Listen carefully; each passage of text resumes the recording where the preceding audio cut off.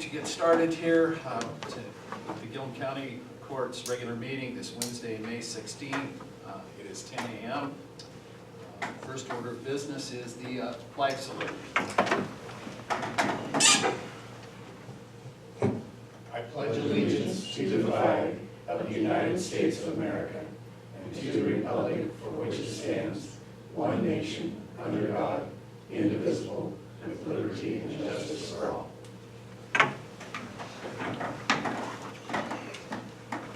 Okay. Do we have any additions or revisions to the agenda? I have a question, I mean, and it might be a revision, but our appointment at 1.9, it says consider selection of a project manager, and we already did that. I mean, we already picked somebody, so I just wonder why. We did under an IGA that we had with the city of Condon. But we haven't ever had an IGA. That's just it. That portion of it was under an IGA that we had that was being worked on with the city of Condon.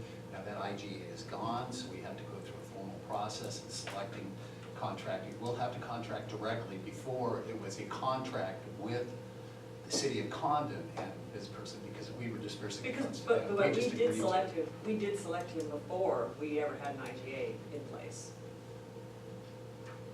In the IGA, the day of the vote, we said that we were going to give them the money and utilize their consultant as the project manager. And this was to be in the IGA. The IGA never come about. The city, we decided to pull the money back, handle it ourselves. The city of Condon chose not to go with the IGA, so we have to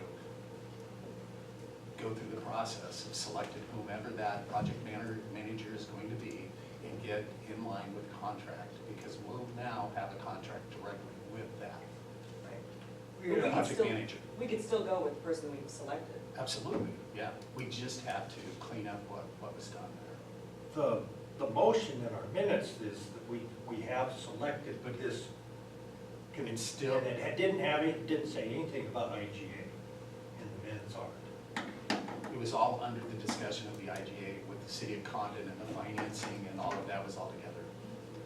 I know, it's gonna be a simple, quick fix, but we just have to make sure that we do it, the right way.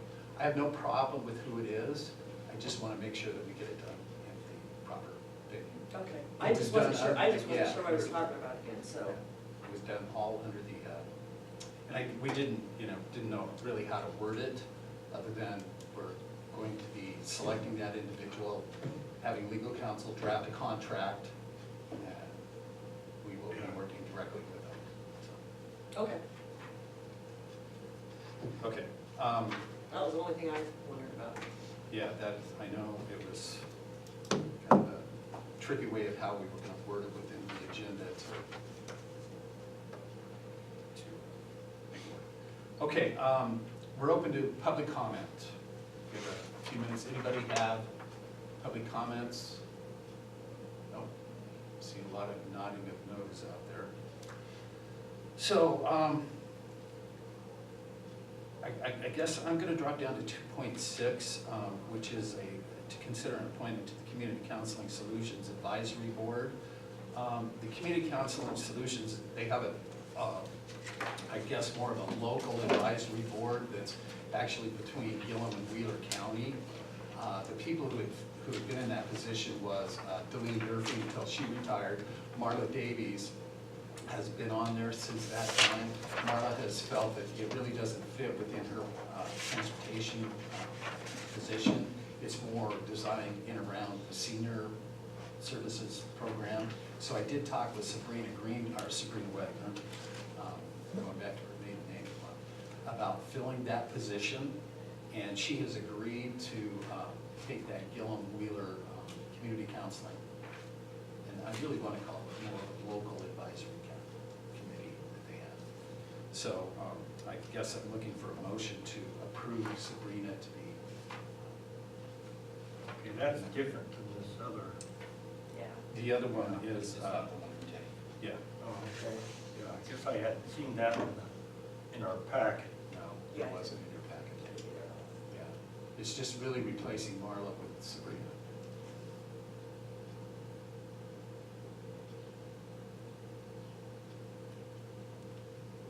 I'll move we approve Sabrina Wagner for the Community Counseling Solutions Advisory Board. I'll second. Okay, it's been moved and seconded to approve the appointment of Sabrina Wagner to the Community Counseling Solutions Advisory Board. Any further discussion?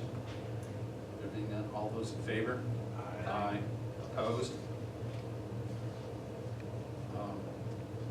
Okay, so let's pick up on 2.7, which is the Eastern Oregon CCO Local Community Advisory Council Board position. It's the representative that's with DHS. It's a new individual who has really only been here, I think, 2 months. Anyway, he's going to be taking the position of DHS representative on the board, Neil Friedrich.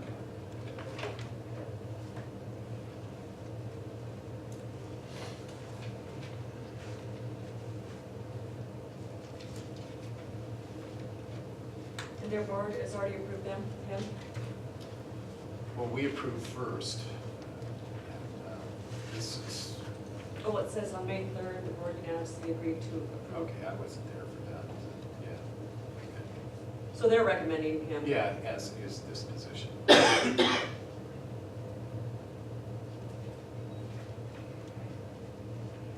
And who was there before? It was Mike Childs. These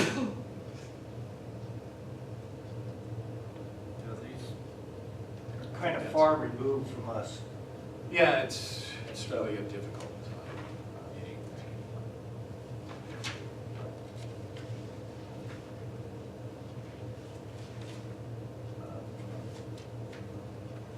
I will be approved Neil Friedrich for the Gilliam County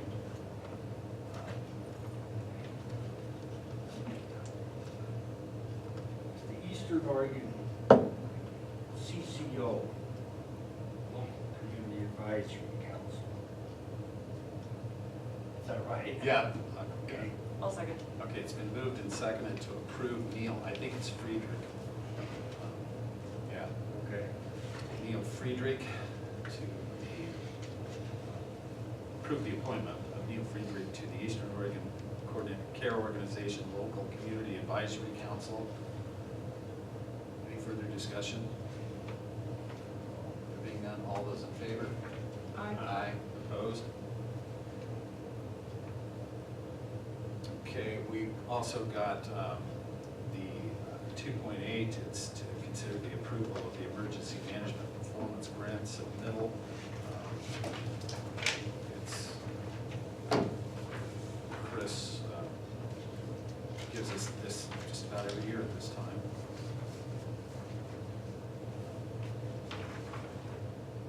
We receive funds from the Oregon Emergency Management for having her be our emergency management coordinator. Right. So this, does this mean that her total salary and benefit package is over 104,000? Well, I think that's one of the things that Sheriff Bettencourt's going to want to talk to us about. What's that? That's one of those things that Sheriff Bettencourt's going to want to talk to us about Oh, under item 1.5. Do you want to table this until that time?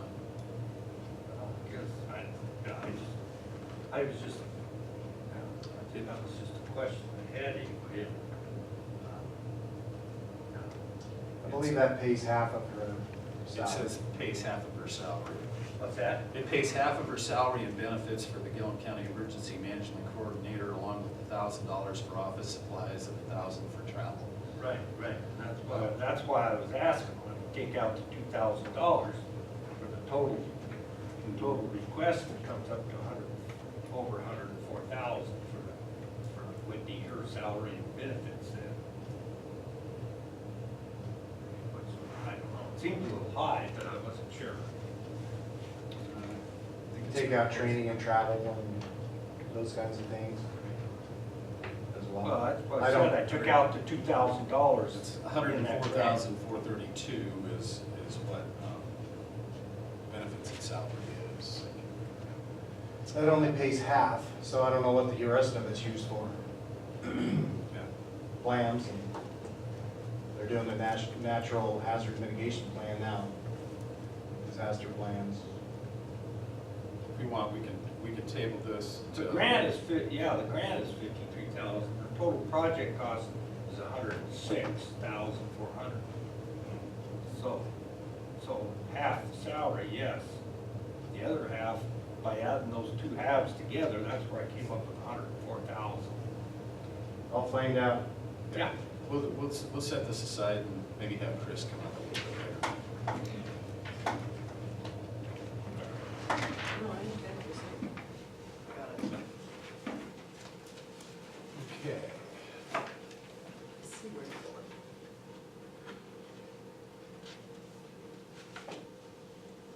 Well, how about if we take a look at some of the executive session minutes? You guys looked at those this morning. Regular meeting minutes. We have a few minutes before we get started with Wayne, but some of the other things that we have, we're going to take a look Do at. the two changes that I've made to the executive session minutes, do they need to come back to us again next month after they're corrected and then look at them? I don't believe so. We can approve them as corrected. Do you have to state what the corrections are? No. Can you see them? Yeah, okay. Okay. We've all seen them. Okay. Okay.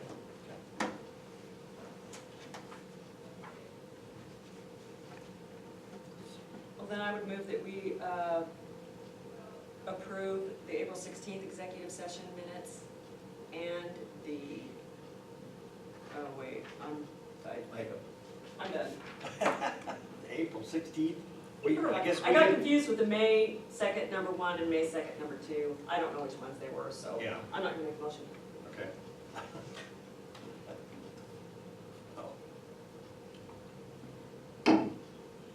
Okay.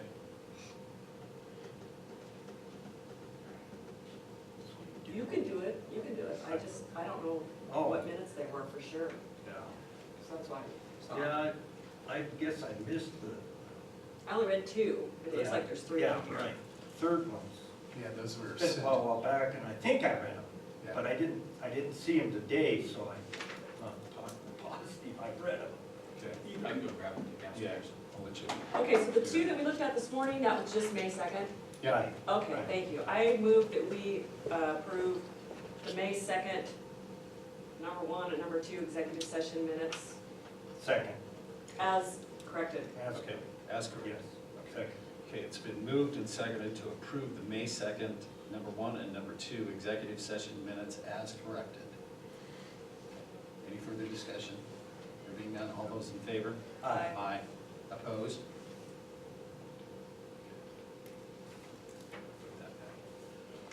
Okay, we're at that, I think close enough on the 10:15 that we've got Wayne Standiford. And Wayne, if you want to come on up, introduce yourself.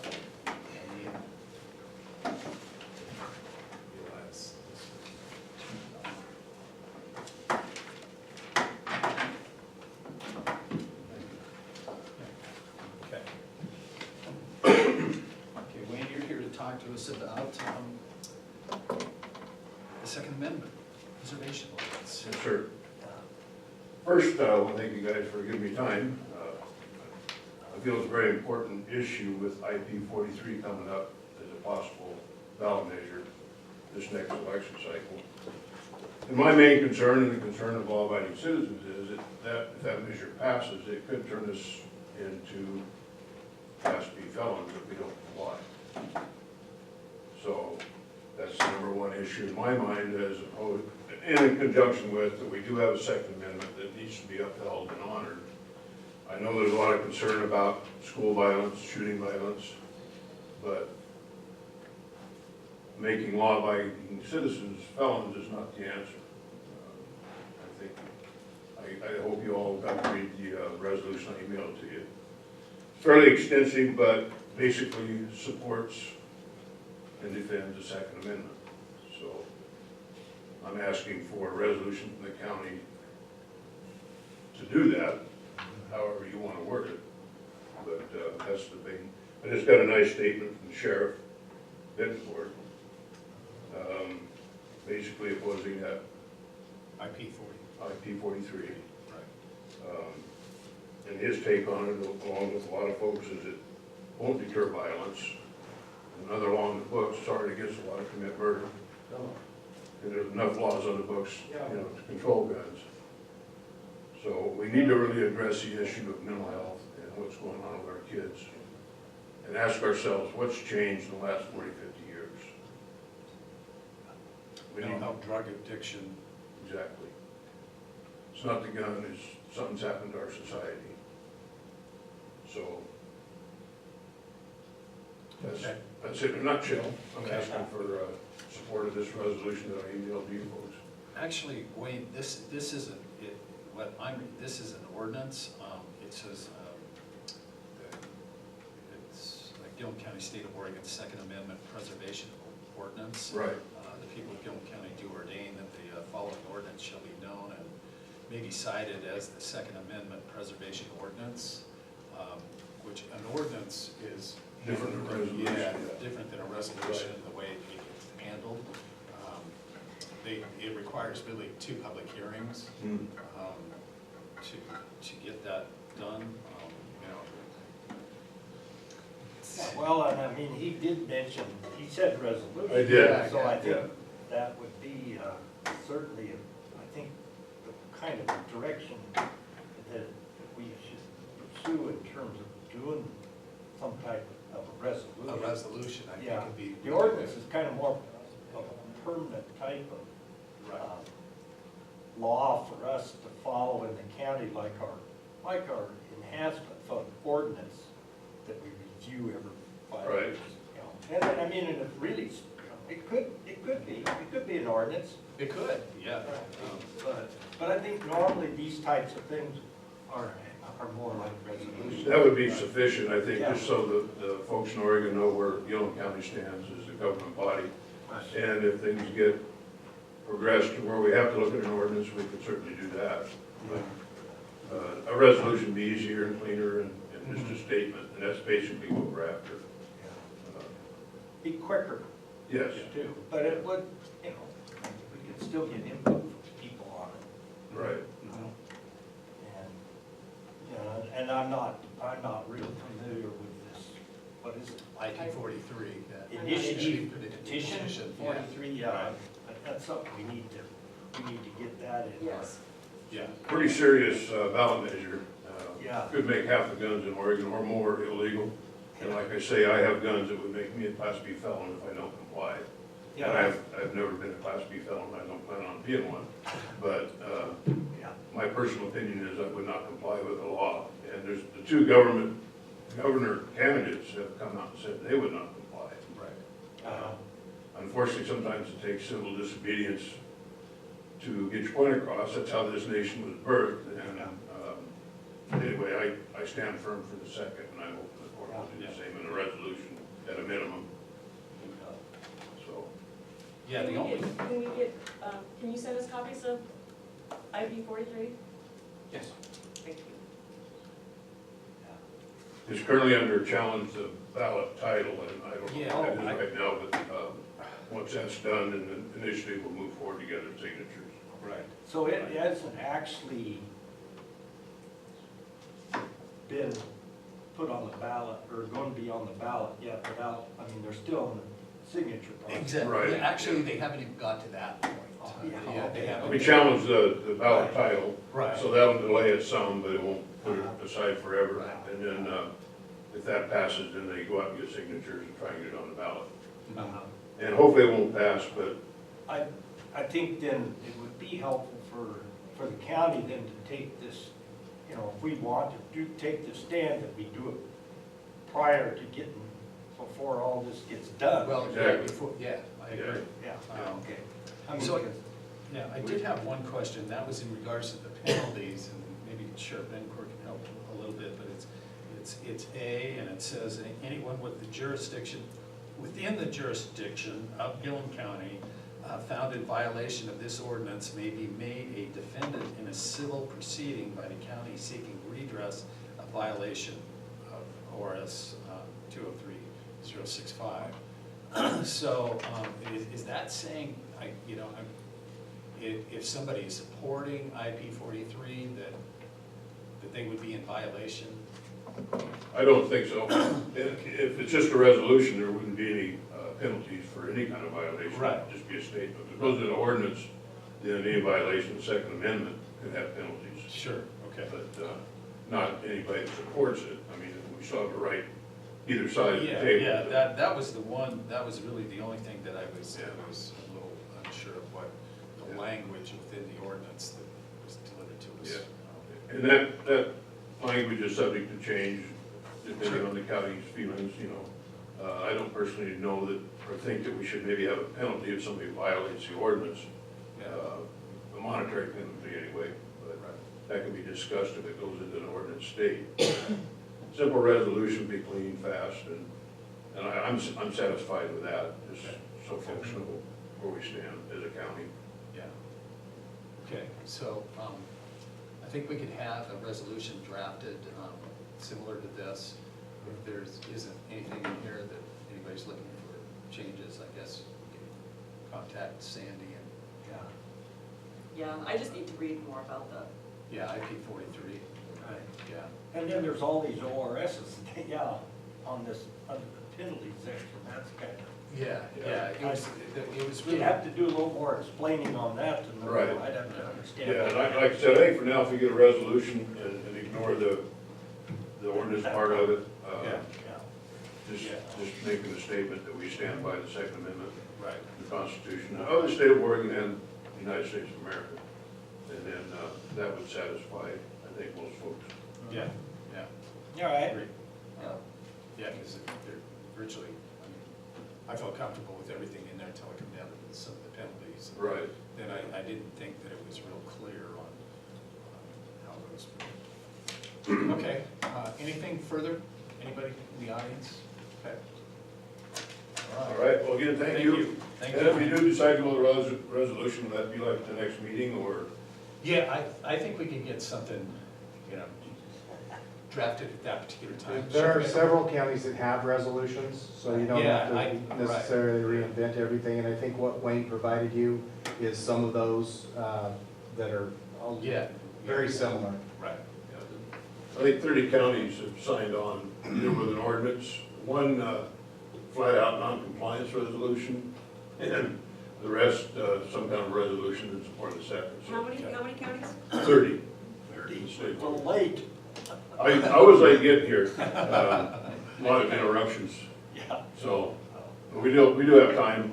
It's not due to hit the ballot till November if it does get enough signatures. But really, I think, our goal is to really kind of prevent the IP, Prevent the what, I'm sorry? The IP. from Right, hitting. right. Yeah. That's our goal. Yeah.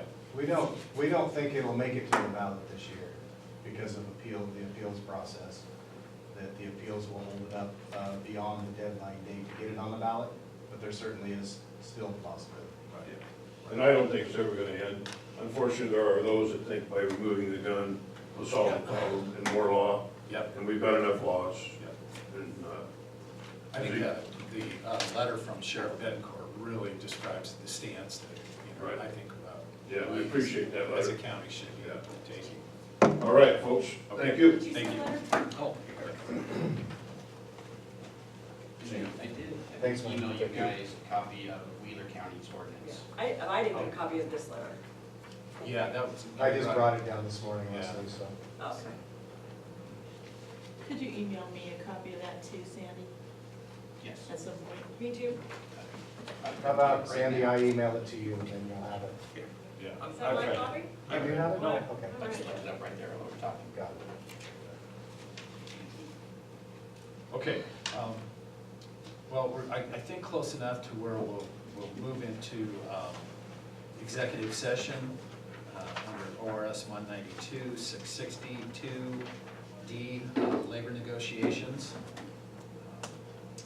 So at this time, we move out of regular into executive session.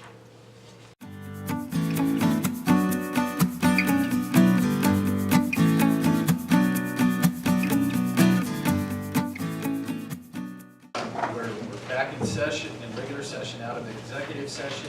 It is 11:45. We have one thing real quickly. I'm thinking that it was scheduled for 11:15. It's compensation board recommendation for elected official salaries for 2018-19.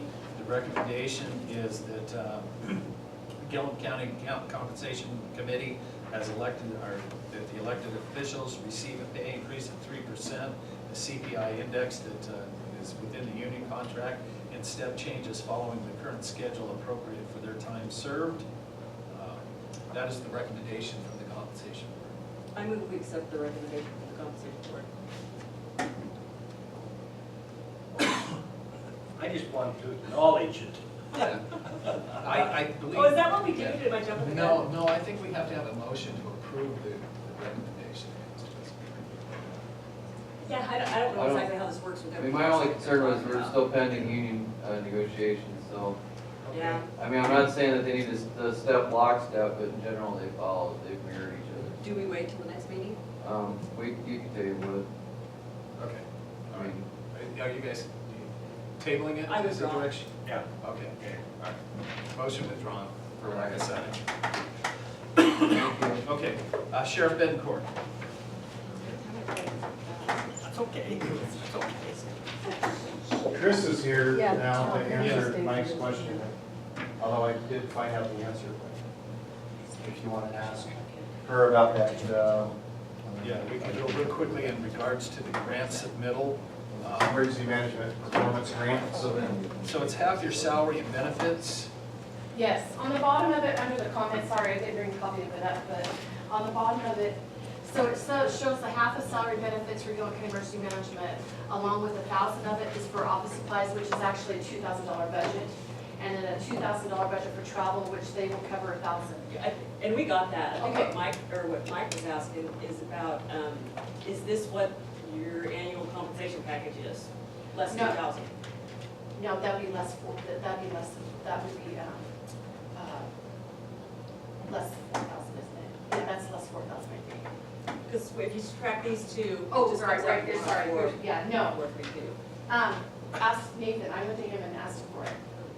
yeah, what it is that the compensation package, it depends on which health plan they're on, and it depends on, but long story short, Mike asked me specifically about my office, and there's been a big change to having new employees, so basically my employees' benefit package is as much as their pay. By the time you add their health care for their family, and you add, well, in all the compensations, FICA, and there's, I had it here, hold on, I got it outlined. That was right, I wrote it in the back, right here. So there's PERS is approximately 15%, and then you have IAP, which is an individual retirement account, which is also part of PERS. That's 6%, and then, so, based on $40,000, your PERS, which is your IRP and your PERS together is $8,400. Then if you have a family, your insurance is approximately $24,000. So that comes up with $32,400 plus FICA and workman's comp. So those low wage earning employees, the potential is that their total compensation, half of it could be benefits. What about the high wage earning Yeah. employees? Well, so I did myself, because I know what mine is, and it works out to, basically so if you ignore FICA and workman's comp, just insurance and PERS, if you made $40,000, you're roughly gonna get $32,000 in benefits, and I make $65,000 instead, so I make $37,000 in benefits plus FICA and workman's comp. So it's a lot larger proportion of the salary, 32,000 of 40,000 versus 37,000, 65,000. So it's roughly half of my pay, and it's almost 100% of the lower wage earner. And if you'd like to come to my office, I can show you the spreadsheet I use to calculate everything, but it's, Okay. So- And I'll be honest with you, and last year's was 51. what's, This year's is 53, so it's $2,000 What's- increase. what's really been happening is healthcare has been going up at double-digit increases every year. Yeah, I mean, and, it's just gotten bigger and bigger and bigger and bigger real fast. And it's interesting that they're talking about changing the deductible to something higher, but that's a whole other story that we don't need to go into right now, but these numbers for this particular grant submittal are accurate. Well, as accurate as Based what on- I As got from accurate as him, we can yeah. get an But I'll be estimate, honest with right. you, what happens is it's a reimbursable grant. So every month, Ellen gives me a copy of a printout that has all of my taxes, return, Okay. everything. And I submit that bill Right. along with my timesheet and everything to the state, and then they reimburse me 50% of what I sent to them. Right. Because in lieu of this, I also have, it's not just a free grant, it is a work plan that I have to do for the state. Yeah. And so there's requirements that come with this. And I don't think we have a problem with it. I think Okay. you answered it when you Okay. said it's reimbursable. Yeah. I think that takes Yeah. care of the Yeah, yeah, whole, yeah, Yeah, the it's- whole it's question half of- I had. half of Yeah, yeah, whatever it is. Because you were So- dancing around Okay. the real question I asked was how much that dollar was, and nobody could tell me. How about a motion that we just go ahead and approve? Yeah. Okay, Yeah. I move we approve the grant submittal of Gilliam County Emergency Management in the total amount of the project of $106,432 with a cash match of $53,216. I'll second.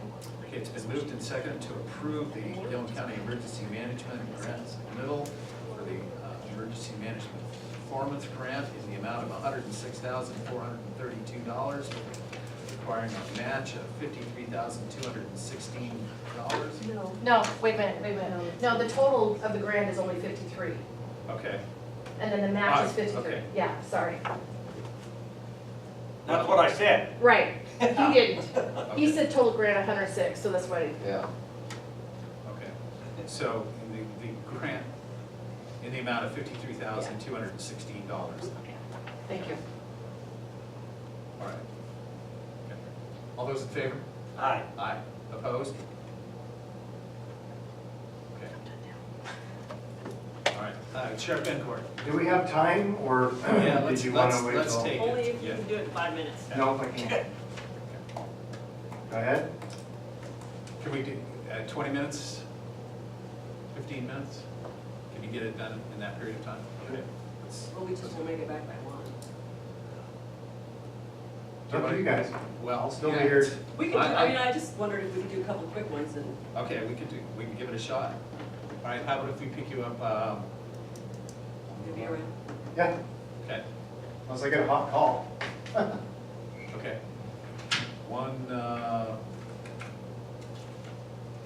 Let's pick you up at, say, 2 o'clock. Because I don't think the 1.9 is gonna take very much time, to be honest. It's just Okay.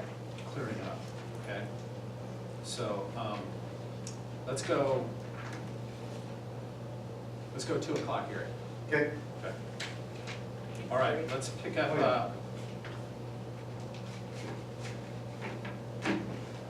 no, but I'm not gonna be able to get through 2.9, 2.10 quickly. So let's, what I'll do is, I'm gonna go to 3.2, options for marketing at the Grain Lab. Okay. You know what, we're gonna, of course, with the most recent entity declining the fact of utilizing the facility, our next option is we either go back out for a whole new appraisal, similar to what we did before, or we're going to have to get maybe an RFP that we go out to select an entity to market the facility. Now, in marketing it, you know, it's based on, are we wanting to lease it, sell it, what is it that we want to be able to do with the building? Well, we you know, talked about how- that, weren't we thinking lease? We were definitely talking lease. Right. You know, I think we're going to require something that's gonna let us know what the market rate is for, you know, is it $1 a square foot? Or whether we wanna go ahead and put something on there for the entity to. Now, I've reached out to 3 agents, and all 3 have declined to give any information at this particular time until we've kind of committed on what it is that we're going to do. We're either going to sell it, so. 3 marketing people? Or what kind of 3 agents? real estate agents. Oh. Now, you know, the other option that we had was to go for a whole new appraisal. Which is still kind of like a crapshoot with With the EDA. the EDA. The only thing that we've really changed from what we had here in January is that the EDA has said, okay, we'll open the door for other possibilities of being in there. And that's the only thing that we have really been able to accomplish. So remind me again, why get another appraisal? Well, that would be to determine the value of the building and what our 80% cost would be. So, you know, we had come in, the first appraisal was $326,000. We owe 80% on it, although they told us 60 at the time, but now it's 80. And they don't feel that appraisal was sufficient. Oh, so that would be going all the way back to. Yeah, to square one, we were at last summer. But we have no guarantee really that will, a second appraisal would satisfy them, do we? You know, we don't. And There's we, no and we guarantee. had trouble getting, I mean, when we solicited, you know, to get somebody to appraise it, I think we had just 2 entities, and the second one was the cost they wanted, what they wanted us to, you know, was a lot of money for them to appraise it. Right. Initially, yeah, I think the numbers that we had was something around $15,000 to do it. Yeah. But we could, you know, go out, there are 2 things, go out for another RFP for an appraiser, or go out for an RFP for a real estate entity to handle the marketing of it. But if we do that, then we need to know what we're planning on marketing. I mean, I'd like, And by that, you just mean what the cost is gonna be for someone to lease it? Yep. right. It'd be much cleaner to get the EDA to agree that if we get another appraisal, they'll accept it. That would be the best way for us to go.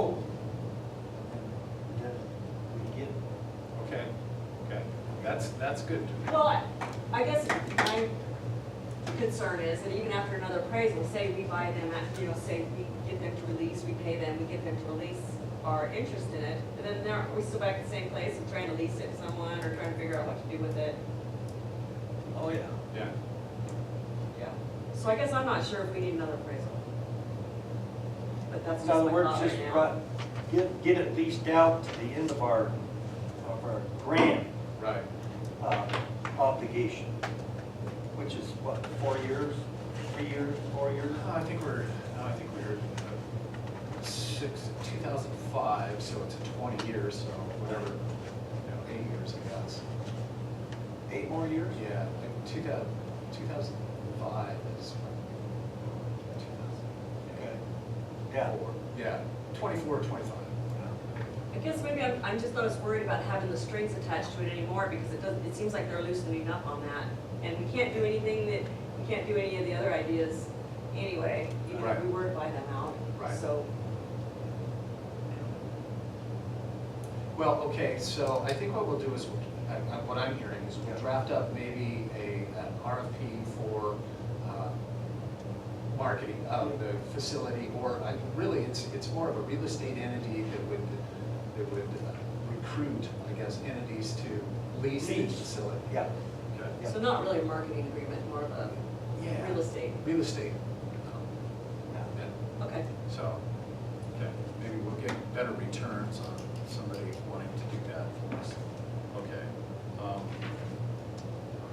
I'm gonna give you kind of an update on 3.3, the proposed demolition.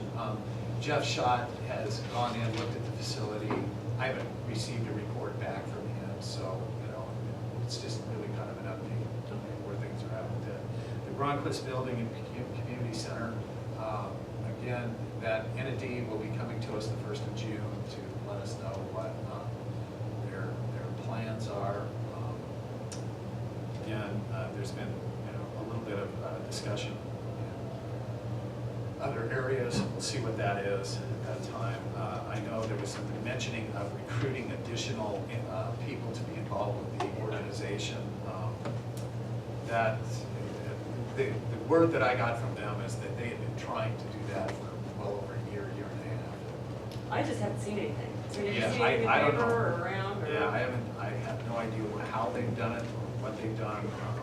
Just, Yeah, they, well, I might ask. yeah, absolutely. I did. So, okay, that I think is a good point, good place for us to kind of take a break. Go eat lunch. You can't do And, that. Not what bring you know ourselves till you back know. into regular session. Oh, I'm thinking of Uh, you. Thank you. Thank you. From this Wednesday, May 16th, first order of business after lunch is we've got John Anderson with Wheatland Insurance to review our property and liability insurance with CIS. Yep, I'm just going to present your proposal. Your renewal has been processed, and so I need your approval and some signatures. Okay. There was a 7.5 rate increase on property only, auto liability, and all the other lines of insurance stayed flat this year. So there's not a large increase. We're at $147,955.68. So that's all in your proposal there, as well as on the back page, there is a claims history going back to 2012-13. I'm not sure we have that document. Do we have that? Okay. Do you not have that document? Oh, here it is. Okay. Oh, it's on the very back. Okay. Okay. So far, in the last year and this year, the bulk of it's been auto physical damage claims since the shop fire. We haven't had any losses to any property. So Okay. that is where we're at with that. So just to keep it brief, if you have any questions for me, let me know. I don't, I just want to recognize the fact that we greatly appreciate everything that you do. It's been absolutely fantastic being able to rely on your services and consistent sending for contracts. It seems like everything we're sending your direction, you're getting back to us promptly with good information, so. Well, it's an important account to us, and we appreciate it. So I did meet with Sandy the other day and kind of walked him through who CIS is and the perks to the policy, the pre-loss legal services, the risk management, all those things. And so Sandy's up to speed on that, as well as, sending me the contracts and all the things that we do as far as our back and forth. So we're on the same page there. good. So again, greatly appreciate you. Well, Yeah. it's a pleasure working with you guys. So if you guys approve it, there's just 1, 2, 3, 4, 5 signatures needed in that packet by either the judge or commissioner. Any issues? I don't have any. Okay. Can I sign later, John, and send them off for you? Would Yeah, like if it you now? guys approve the proposal, then Okay. So, I can collect the signatures from you at a later time. motion to approve would be appropriate, yes. I move we approve. Second. Okay. It's been moved and seconded to approve the property and liability proposal summary from Wheatland Insurance with City County Insurance Services. Perfect. Appreciate your time. You said that was a 7.5% increase over last year? On one line of insurance on the property only. Yeah. All the other lines, your inland marine, your auto, and your general liability, all 0% rate increases. Okay. I see, and the railroad is different? There's a separate railroad liability policy that's in play. There wasn't any rate increase on that. Yeah, So, that was, that exposure is excluded by CIS. It requires a specialty policy.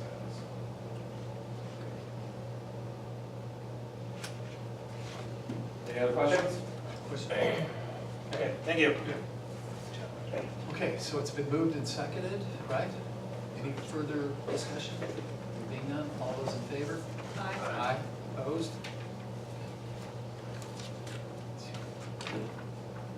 $148,000. Ooh, Just like that. just like that. Just like that. Okay, how about if we pick up on 2.9? Actually, Sandy's got a little more familiarity with this than what I do. That's in regards to the lease agreement with the Department of Motor Vehicles. Yeah, and you know, I can't see the red. I don't get the red line copy. Mine just comes out. I looked at it on here, I tried it on a computer, I just don't sometimes see those changes. How about if we back up? How about if we back up and set this aside for just a minute? I see Sheriff Bettencourt come in. Why don't can we pick up with him? And yeah. Aren't you special? Good thing I showed up. Aren't you special? Well, I was gonna have him send you an email and say, Oh. but we want But it can't see. Down in the chair. Okay.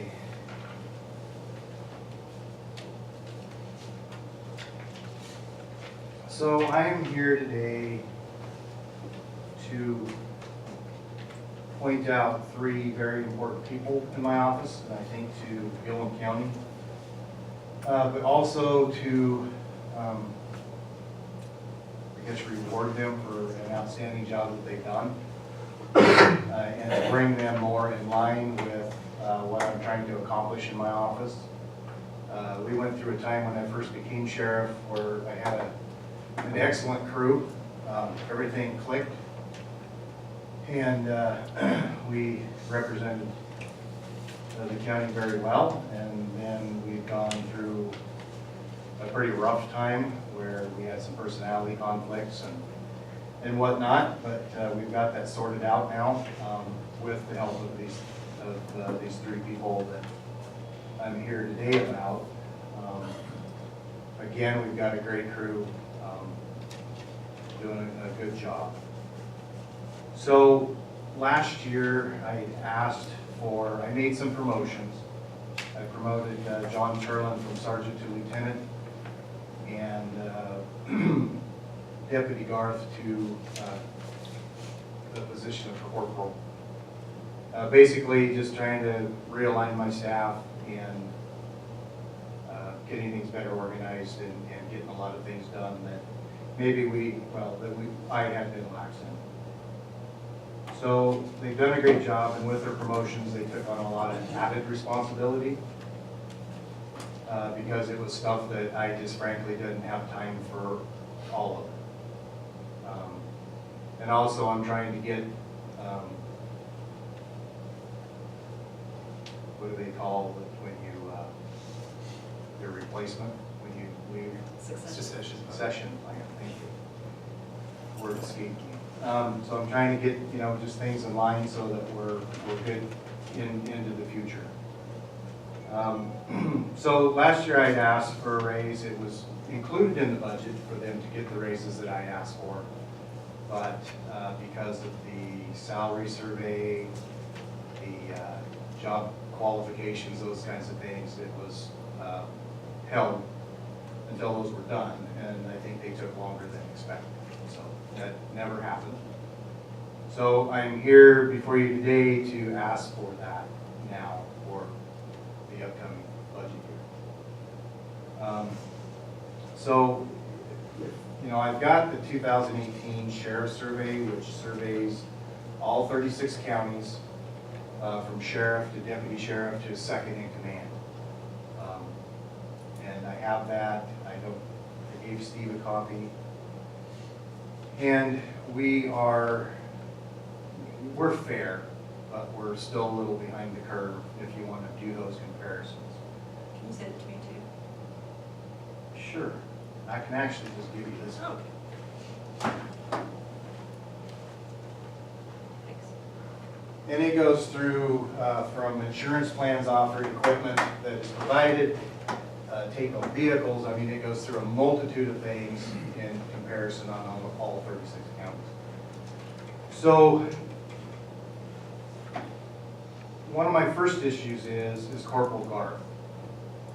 He's a corporal, he has supervisory authority, he is doing what he can with the Marine program. We don't have a big call for it, but when we need Marine, we call in counties from either Sherman, Morrow, OSP, Klickitat, and we have nobody on the ground that knows anything for us about Marine patrol and Marine rescue type stuff. So he's doing that, also search and rescue. He's devoted to that, and he's our search and rescue guy. We have that, though we have few in Gilliam County. Mostly they occur on the John Day River, or during the hunting season. He takes care of that. And our reserve program, making sure that our reserves are doing their hours required and training that's required, those kinds of things. The other issue I have is he's making less than 2 of the deputies he supervises, and pretty close to the same on a third. So he's going to apply, he's got enough training and hours to apply for his intermediate certificate, which automatically boosts him up 2%.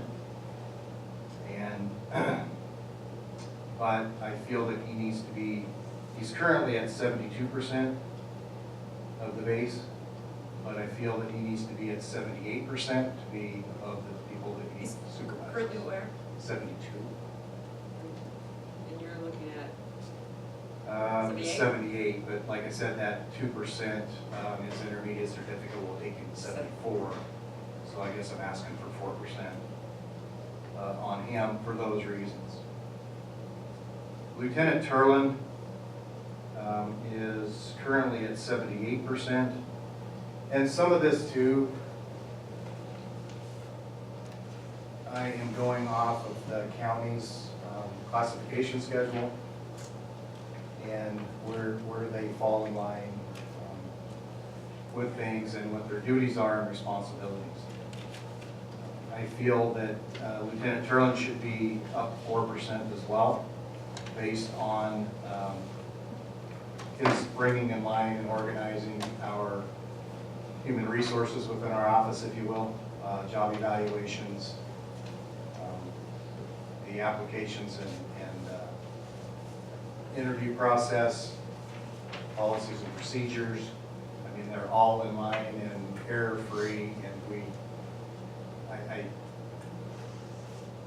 guess I kind of, my lack of knowledge got us in a position where we weren't real up on those things and current with him. And then having gone to the FBI Academy and all the leadership roles that he's played and whatnot, he has really stepped up and brought all of our programs, our training and range qualifications, defensive tactics, all of these things, including our relationships with other agencies outside the county. And granted, these are all things that are my responsibility and I should have been doing, but they're, frankly, with today's environment, there just isn't enough time for one person to do all of these things and keep up. So those are my reasons for Lieutenant Turland being increased by 4%. And that would run him, I think it was to 82. 82. Yeah. Sorry.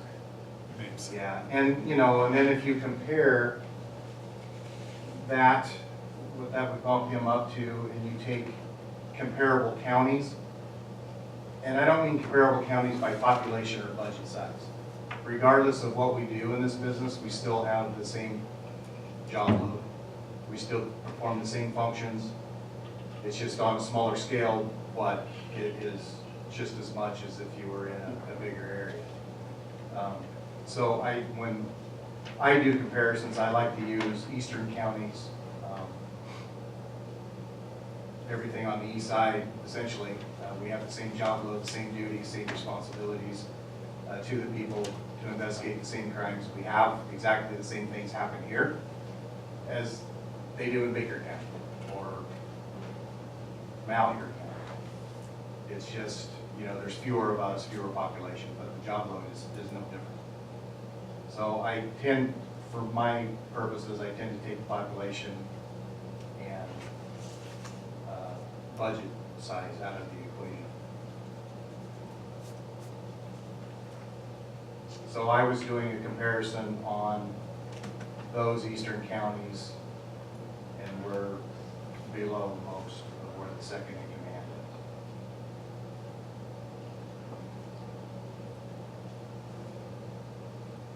is. Do you have any questions about those two before I move on to, so Chris Fitzsimmons, the office administrator, emergency services director, 911 coordinator, and the many functions that she has in this county. She's been here 25, going on 26 years.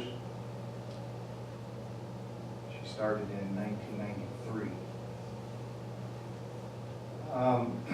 But she steps up outside of the office as well. I mean, our sprinkler system, our generator project, our court security stuff, she organizes all that and gets the bids and all those types of things. I guess I don't have to go into a lot about Chris, but the things that she does. And when the county developed the pay rate for the court administrator, I thought that it was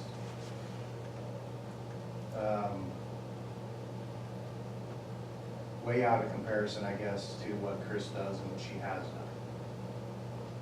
And I think that, you know, her job function is much the same, and her work performed is demanding, and she does a tremendous job at that.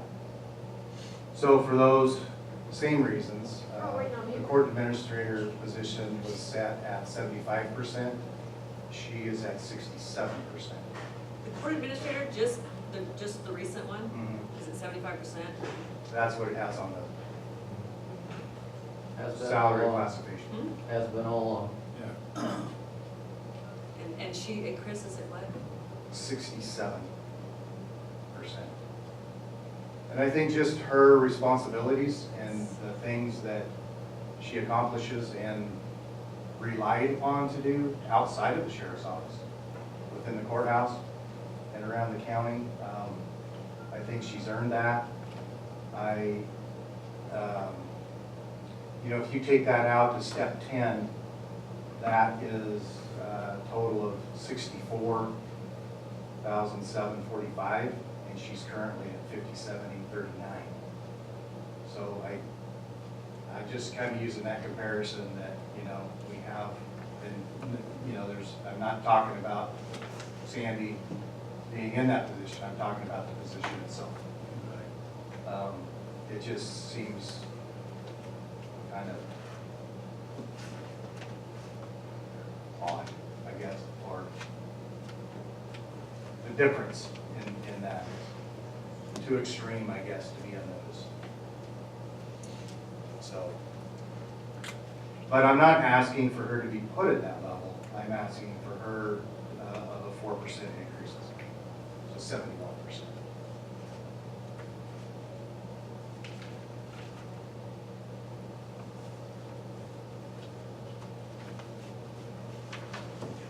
I do have, we keep our own salary schedule in the office based off of this, but because we include the certificate levels,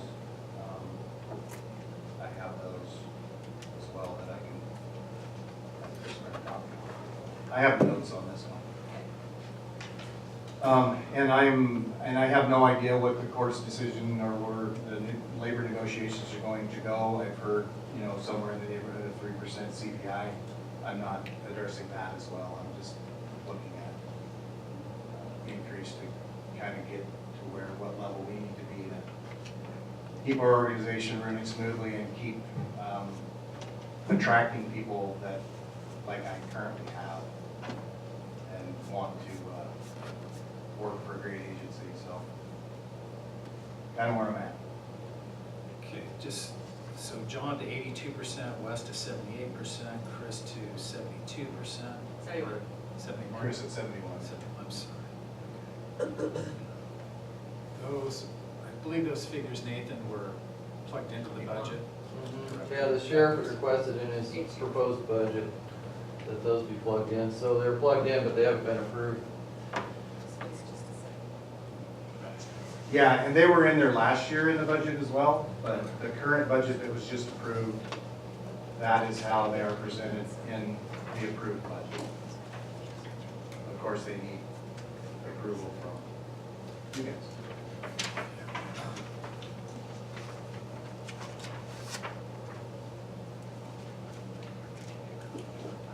I would be happy to answer any questions.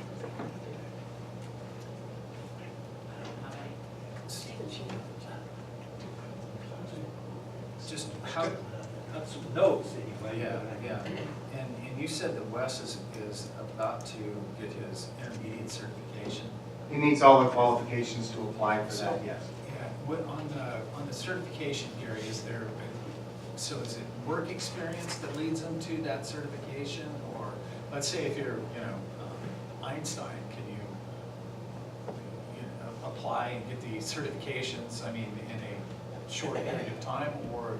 Yeah, so how DPSSP works, you get done with the academy, you don't come out of there as a certified basic Okay. police officer. You have a field training manual that you have to work through with the training officer. Once all of that is done and that training manual is sent back to them as completed and signed off by, in my case, the sheriff, Okay. then they will issue the basic certification. Okay. Then you've got so many hours of training and a period of time of experience before you would qualify to advance to intermediate. And you don't just automatically get that after so many hours of training. And it has to be in specific fields of training. And then so many years of experience. Then you have to actually apply for that intermediate certificate. And then the same thing for advanced. And then there's executive leadership and middle management as well. So it's kind of an incentive for people to advance their career. And if they do seek employment elsewhere, those certificates mean something based on your training experience. Yeah, I think that's been some of what we've experienced, in fact, is they kind of get the experience here and then move on to a better paying job someplace else. Right, and I think throughout the county we have that issue in other fields besides law enforcement. And, I'm trying to figure out ways to, it's not necessarily money that keeps people here. I mean, sometimes it's their significant other that doesn't want to be here.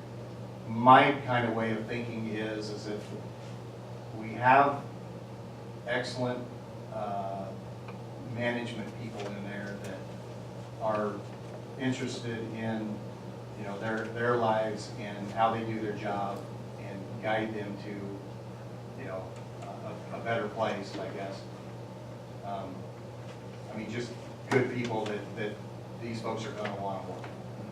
And I just feel like that's where we're at, and it's something to look at, besides what we've been doing, So now you say he's not getting paid as much as some of the people he's supervising? Correct. And why is it because these people have more experience? Yes. Or they were just hired on at a No. higher rate? Mike, so Mike Smith, when he was hired, was started out at step B with an advanced certificate. So that puts him in there at a 4%, 6% level higher than if they were just a uncertified deputy. Deputy Torrey came on with advanced certificates, but he started out at step A at the base, basically. But he's still 4% higher simply because he has the advanced certificate. So we've been fortunate to find these experienced people, but they come in at a higher rate because of their advanced certificate.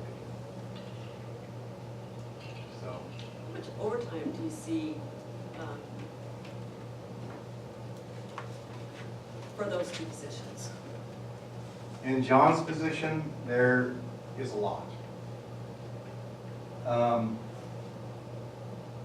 But he's been the lead on, over this last year. You know, we've had some cases that took months to investigate, child abuse, sexual cases involving several victims. So there was a lot of witnesses. We had a juvenile sex drug thing going on that included lots of suspects, several victims. Those took hours and hours and hours. And then, of course, as everybody knows, our burglary and theft and that. So being the lead on those took up a lot of time. There was a lot of overtime by him being at the FBI Academy. It did not cost the county anything for transportation or the training itself, but the hours required during training ran into overtime issues. So that's where that came from.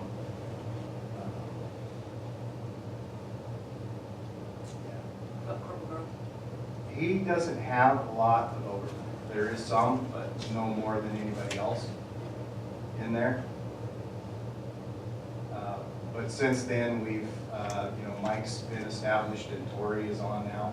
So I actually think that, I mean, those guys are experienced, been in, you know, high-profile task force teams and detective work. I think, you know, they'll be able to take that load and we'll be able to distribute the time a lot better and take that off of John's plate, and then he can kind of supervise and guide the investigations and fill in the gaps if we miss stuff.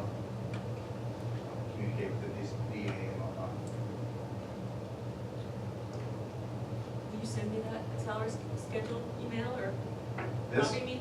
Yeah. Sure, I'll go down and have Chris print it. I'll just bring it. Thank you. Yeah. I don't know if he needs it. I'm kind of lacking on I don't think I information. have the most recent. Us. Maybe I do. You're looking at me like. Most recent. Most recent step. Oh, you may not. Yeah.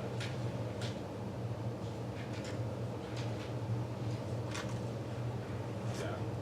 I don't think I have. Just ignore my notes then. So this is the, with the 3% and the raises I'm asking. This one here is just 3%. Okay. Over here is the, where they are currently, or where they would go if there was 3%.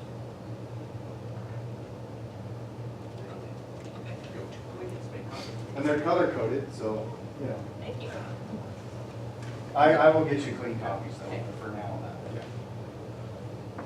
I think maybe there's one thing that in the county, we've had situations where we've had people that are supervising other people that are, and those supervisors are being paid less. And I think that, I mean, that's not a reason to up his pay. No. No, I think his other merits will be what bases his pay. In regards to Corporal Garth. Yes. Yes. Yes. Yeah, and then take it on the Marine Search and Rescue Reserve Deputy Program and stuff like that. Yeah, because, yeah, we've had situations where we've had people here that have been here for a long, long time, and, yeah, the boss was paid less than they were. Significant. That part, but I don't take that into consideration. That's just the way our salaries schedule, I think we reward people for longevity. I think that's Sure. important. Yeah. I think that is too. I agree with you on that. I just, you know, look at his skill level with, you know, as young as he is. Yeah. He's pretty much been here, I don't have his hire date now, but he hasn't been here that long. And his abilities and whatnot, I just hate to lose that. So, you know, that's another reason of the promotion. And, you know, hopefully, rather than 5 years, we can keep him 10 years Yeah. with that. you know, there's a backside to that too, of it makes it easier for him to find another job. Yeah. Because he does have rank, you know, and he was rewarded early on, and so that shows his abilities. So it could backfire, but, you know, they bought a house and having a kid, and his wife has a good job locally, and so my hopes are.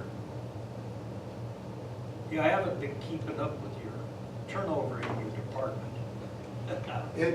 Since our last hire, I went to Arlington City Council because, you know, there has been, and I've been concerned about our turnover. It's been horrible. It started with when Studebaker left, and then it was just a domino effect. But the reasons, I went clear back to 2006, I think, and reported to the Arlington Safety Committee of why people left. And Randy and Shelley's were personal issues. Randy left after 9 years, and then shortly after Shelley left, well, they're now married, and they're both detectives, one in Pendleton, one in Hermiston, so I think that's self-explanatory. You know, Paul Wilson left to go back to waste management, making the same amount of money, but he wanted to spend more time with his kids on weekends. So that was his reasoning. I terminated a guy that had some personal issues, and I think he was a risk to the county. And then another person who made some bad choices in his life and got himself in a financial situation and in a family dynamic that half the family left. So I suggested he go join his family and put that back together. So, you know, they're not leaving necessarily because they're unhappy. Rick Brown left for, you know, $30,000 a year more. You know, you're not going to do anything about that one. So, you know, I don't think it's because they don't like working here. It seems to be a lot of personal issues.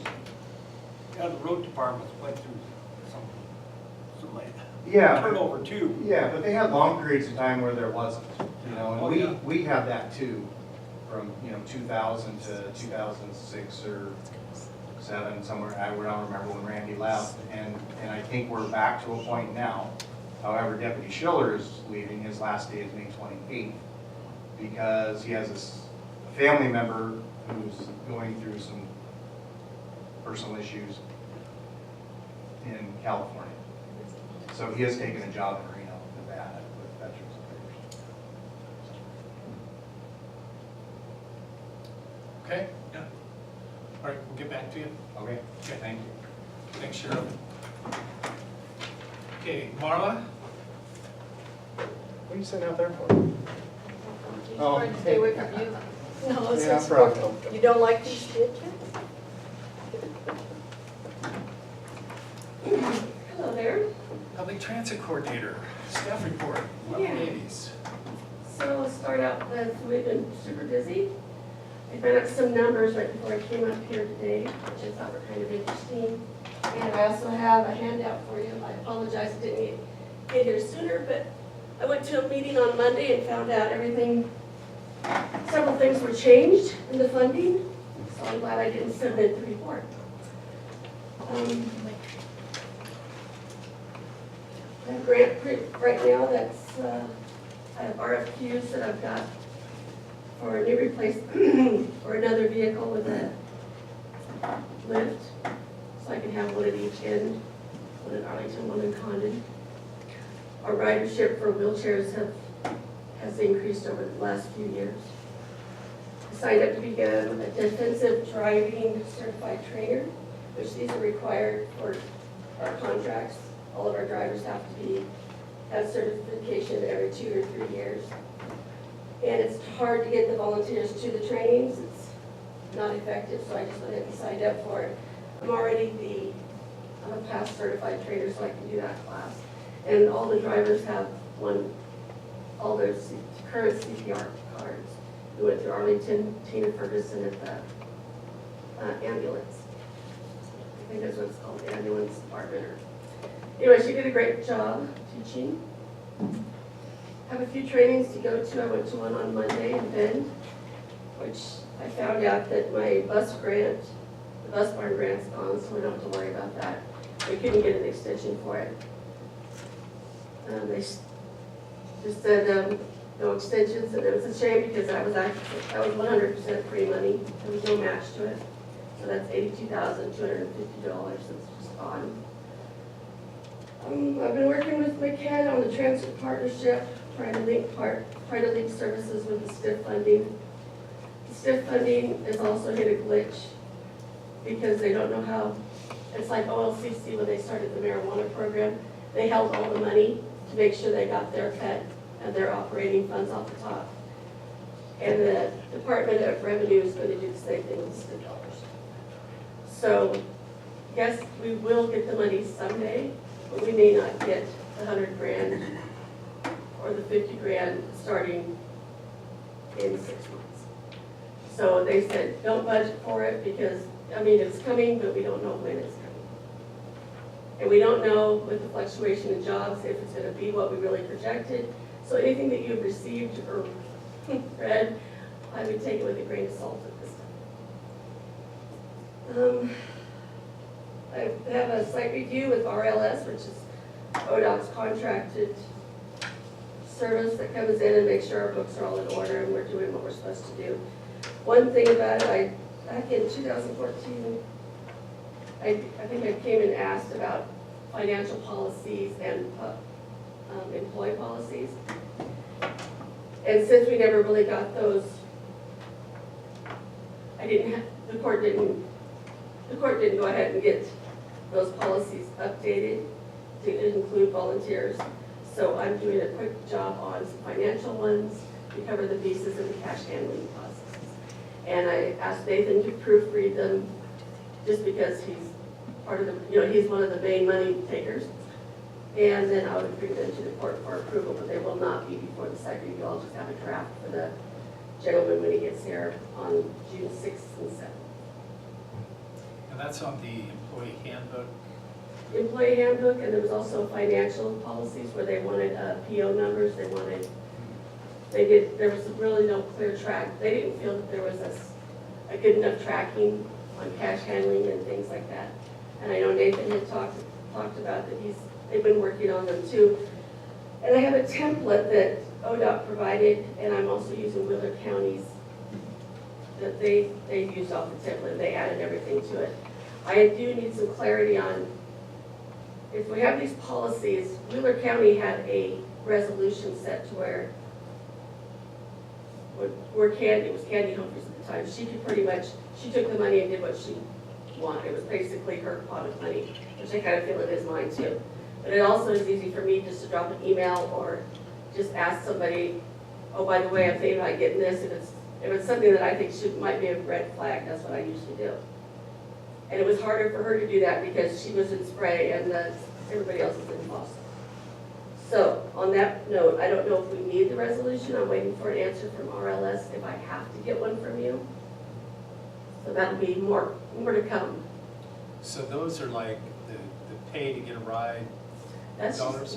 that's just financial everything. I mean, Everything. how the money comes down through it, how it's put away, who deposits it, who touches it, who pays the bills, who keeps all the records. And I mean, it's about a 12-page document, and that's what they want. And the resolution would be on your discretion. But I did type a draft up, but it's really not ready to go with the whole packet yet, so I didn't feel it was time to give it to you. But I think it's a heads up at this point. Any questions? My problem is, I don't hear you good, and you didn't have any paper to give to us. So I was having a hard time following what you were. Yeah, this wasn't even on, I didn't even put this on there, it's just things that have come up with the site review. And they're wanting all these documents have to be put in. They spend 2 days with us, talk to everybody that's in charge of the financial part of it. Judge Schaefer would be asked to speak as well to them. I think you spoke with them before. That's like 3 years ago, 4 years ago. And it's just what ODOT is requiring for us to do business and maintain our eligibility for federal grants, things like that. So it's a big deal. I mean, last time when we did it, Gilliam was just going out and I was just coming in, and I said, you know what, we're killing ourselves here trying to get ready for it. I said, why don't we just say, this is ground zero. If we screw up really bad, this is a benchmark and we can move forward. We had like 3 findings. Other places had 12 or 15, so I think, I'm not worried about it. But this is a finding that's been open since that site review, as far as the financial policies. So I'm gonna go ahead and draft this to get within, so I'm in compliance. And then if we need to do any editing after you review them, that's fine. And there will be a draft in place.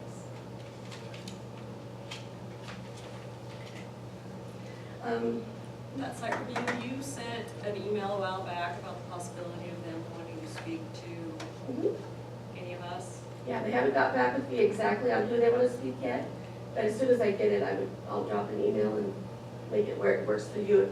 It will be the 6th and the 7th, so if you have a couple hours or an hour on those days you could give, it might be appreciated. It would be appreciated, actually, but I'll get back with you, because right now I'm just uploading documents for them to review, and then they'll get back with me on their interview process. But I will pass it on as soon as possible so you can make arrangements to be here.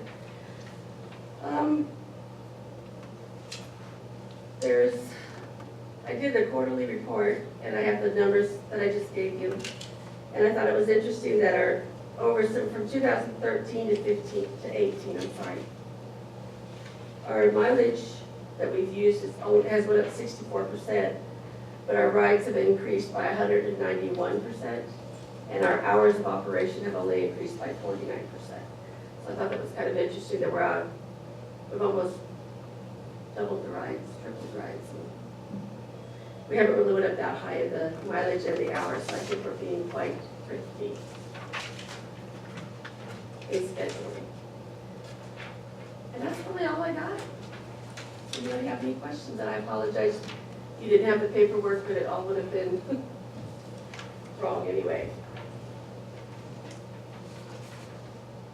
Oh, and I sent an email yesterday to Judge Schaefer requesting an intern for the summer. 2.5 hours, and I didn't know if that was something that that we wanted to do or that the court would approve. You were talking, it was about a college-age student. She's actually doing business for college, and she's got a few jobs. She does have a harvest job coming up, but she's open from 7:30 to 10 o'clock in the morning, and we need somebody to do massive data entry into our dispatch system, because we just don't have the time to do it. Between the telephone calls and people coming in, we haven't been able to get it done. We've had the system for 6 to 8 months, and we can't get it done. So I believe I have money in my budget. I don't know exactly how I know I have enough money to pay for it, but I don't know how that would come out of the budget. Do we have an intern policy? We don't. What's been our history with using them? Actually, in the past, we've done a lot of the youth employment through Teddy's office. She would have some funds, and it was just like a youth summer program. As far as interns, I don't really recall having a college-age intern type thing where I can write a letter, possibly help her in school or something like that. So this is kind of a new thing. She just came in, and then she's needing money, so we just thought we'd give it a whirl. What do you think what do you think the cost of that intern would be over the summer? Well, since it's just going to be, she has a harvest job, so I'm assuming that'll be a couple weeks, at least out of her schedule. And then 2.5 hours a day for 4 days a week, so 10 hours, 150 a week, maybe 200 a week at the very most. I haven't worked out a wage yet. I was waiting for input. So, I don't know, could be over $2,000. We'll go 3,000 for a high, just in case.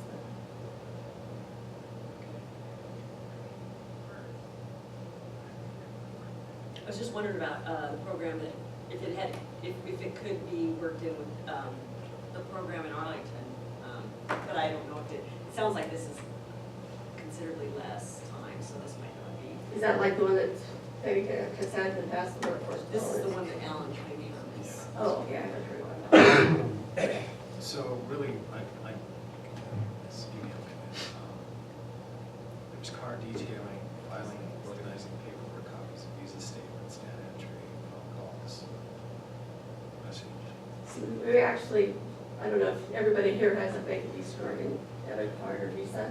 The system has changed. We used to have, we had one number that covered, that was 4 cards.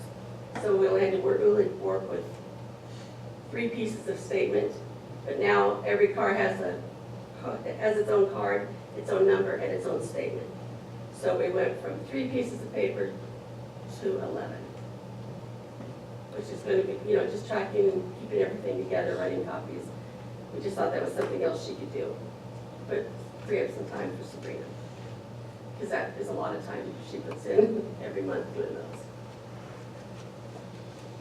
And just getting caught up. I mean, with me being out as long as I was with my arm, we're still trying to catch up with that. I know it's been a year ago, but it's just always, it feels like we're never catching up. We're hoping with this little bit of a boost, we can at least get our dispatch system up and going, usable, and then we can do our reports off of it, it all queues. Everything's at a push of a button, we print it out, it just seems we need to get there one way or another. So, I guess that's all I got. Okay.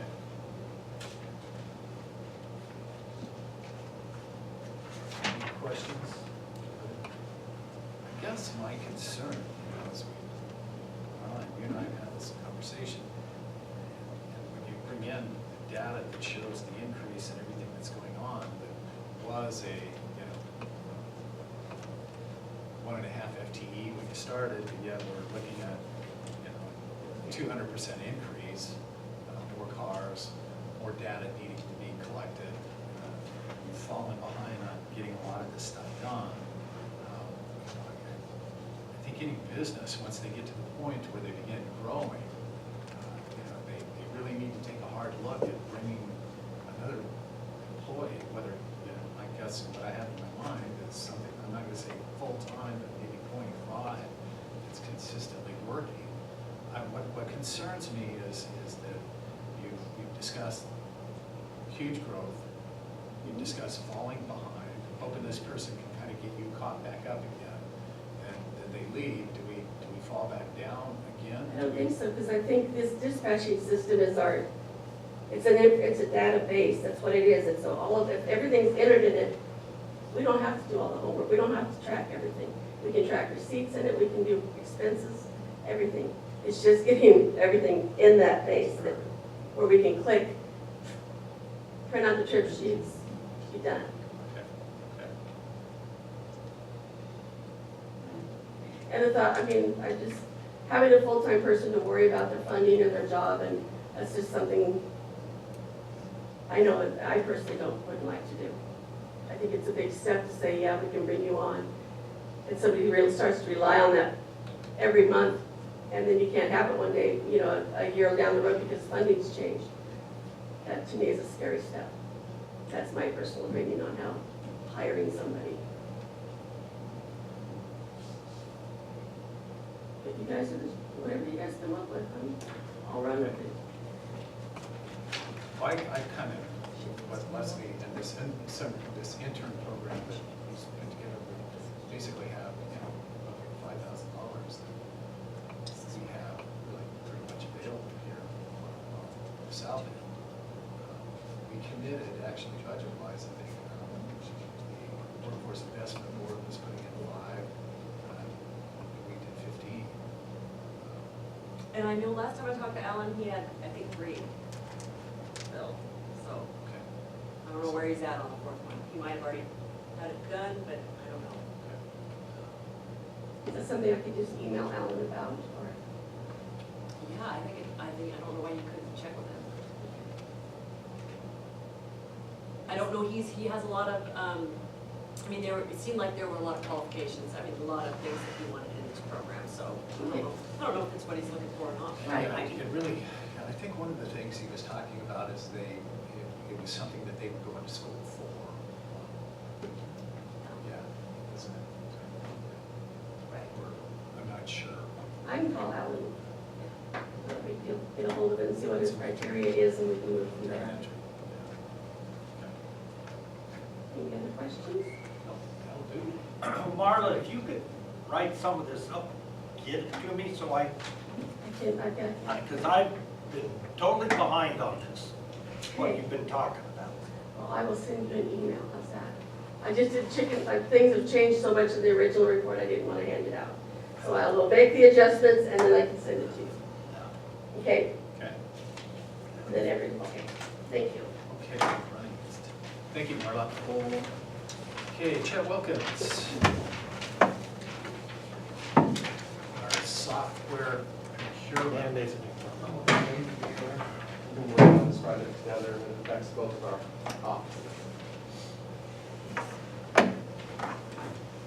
Okay. Good afternoon. So we came to court last time in Arlington, and we discussed the issues we're having with our taxation and assessment software. And at that time, we came to an agreement that we'd go out and look at other options. And I think we'd also talked to Gilliam. We decided was the best option for our small county, since there's only 3 players in the game. At that time, we contacted Gilliam and started through the process, and we worked with Ruben so that we could do sole sourcing procurement due to the fact that there are really no other software providers that meet our needs. So Ruben had gone through the process, and he drew up the resolution number 2018-7. I know you guys have that all in your packets, correct? So we have that, and then we also have the licensing agreement and the service contract and the personal service contract for Gilliam. I think we're happy with what they say, and Ruben's been through them all, and we have the cost of the conversion originally started out at $250,000, and we were able to negotiate them down to $177,500. So I don't know if you guys have any other questions or comments or concerns. I didn't, I felt really good about the fact of the way the entire process went as far as, this whole sourcing was a little bit tricky in getting that accomplished. But Ruben did a really good job, and he was very prompt Thorough and yeah. thorough, and Coming up with greatly plans. appreciate his help, because Yeah. we were kind of in a tight window, and he's gotten everything to us very tight, and we greatly appreciate that. There's a lot of reading. Quality reading. Quality reading, I'm glad I yeah, had it yeah. this weekend. Yeah, I am too. Okay, any concerns in regards to the,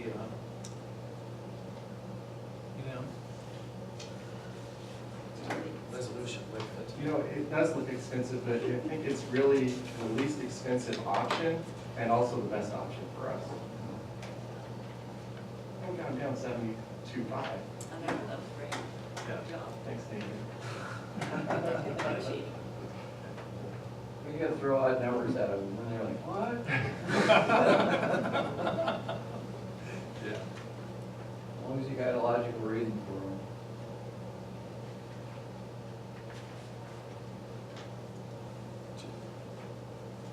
Find it like.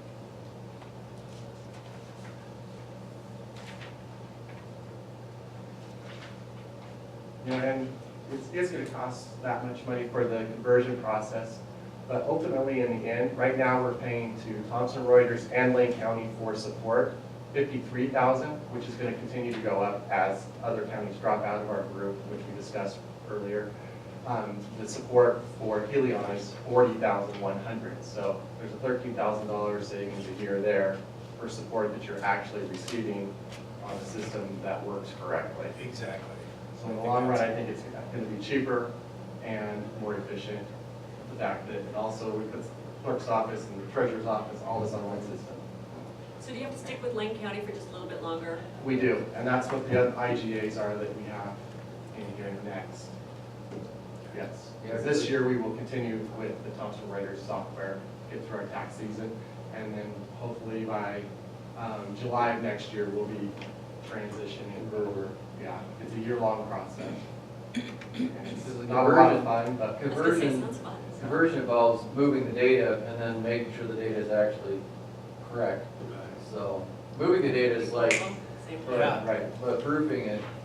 and then you proof it by using your current system and then the new system. And you see that occasionally when we did the last migration into Ascend. Sometimes you'll go in and look at reports and they're just weird. I don't know how else to describe them, weird. Right. Because the data conversion just wasn't ever really finished, but it should have been a red flag, I think, from the beginning. Well, I think even with attempts at trying to finish it, there were too many red flags that just kept popping up. Yes, So- a lot of workarounds. Right. And also. We don't like that, we've learned not to like that phrase. If they say workaround, It's not good. Red flag? it's a red flag, Yeah. because it means that it doesn't work right, and we're not gonna fix it. You just need to do this, manipulate this, and it'll. Yeah. Leanna also asked me to send these to John Anderson so that we could Oh, look yeah, at that's them, right. and I have an email from him saying that they look good and Yeah. go forward. So the legal counsel, the insurance company, everybody felt really good with this entire contract with you. That's correct. And I really like the fact of the savings in the service of the contract. In the long run, it is Yeah. less expensive Right. and better service. Well, I think the other thing is, we're not the first person to convert it either. We let another county go first, so, they've got some experience. Right. It's not the first county that they've converted, but the first one that's coming from Thompson Reuters. So they have to pay for some of the upfront costs. So any issues? We have a resolution, 2018-07 to approve.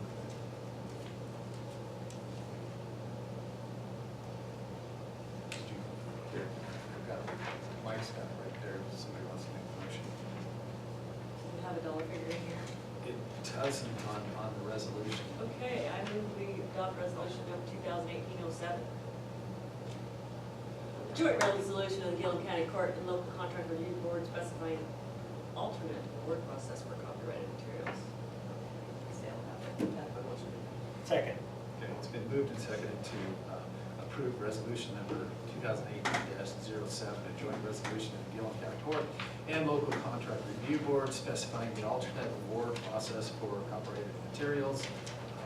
That is, Also the known county as- has identified Helium software. Also known as the software procurement resolution. You know, I guess really, I think I'm gonna throw the dollar amount in there. It's over a 2-year process of $177,500, if you're okay with that? Yes. Okay. Any further, Where's that at? it's really It's not on the resolution. Yeah, it's It's not not. on the resolution. So we leave it out. Okay, all right. I just felt. So, that's the best thing to do. So we're gonna have to hustle. I think we have an attorney that's coming in for 2:30 hearing, so. don't let me scare you, just keep going. Yeah. Okay, so it's not. Any further discussion? There being none, all those in favor? Aye. Still think we should. Now, do we have to approve the contract? Yes, we do. Right. The dollar drive, you It know. is. Yeah. Okay, so on the services contract for computer services, it's right there. First page, item Number 3. That's the 177.5. There, that's what. Okay. Then I would move we approve the contract with Helion to convert the current assessment and tax system to the Helion system in the amount of $177,500 or just leave, Yeah. that's the amount. Second. Okay, it's been moved and seconded to approve the conversion to the Helion system in the amount of $177,500. Further discussion, is that gonna? We don't. Okay. Discussion? All those in favor? Aye. Opposed? Okay, now Chuck, we got the IGA with Lane County. So we have 3 IGAs. These are the same that we've been doing for the past, 10 years since we've had Thompson Reuters and worked with Lane County. The intergovernmental agreement for Sin and Proval software support is the first one, and that's the one that will go away as we transition to Helion. One more year, so we need at least one more year. Hopefully that's all. Hopefully, that's all. And that's just for the support to help run our 2 systems, the Proval and Ascend. And then the other 2, one is for to do our mapping and corrections, and then for our PATS system, which is our online property assessment information. Sorry, So we have to, we have to, all 3 of these? Yes, all 3 of these IGAs are separate. This one, the one that's for $27,500, which is the support, is for 1 year. For San Proval software support, that's a 1-year agreement. Is it 27,005, you say? 25,750. Huh? 25,750.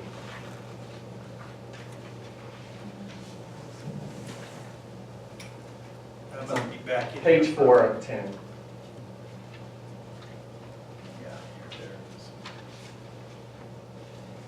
Okay, then I would move we could renew the IGA with Lane County for Ascend. What's that say? Proval. Software support, in the amount of $25,750 for 1 more year. Second. It's been moved and seconded to approve the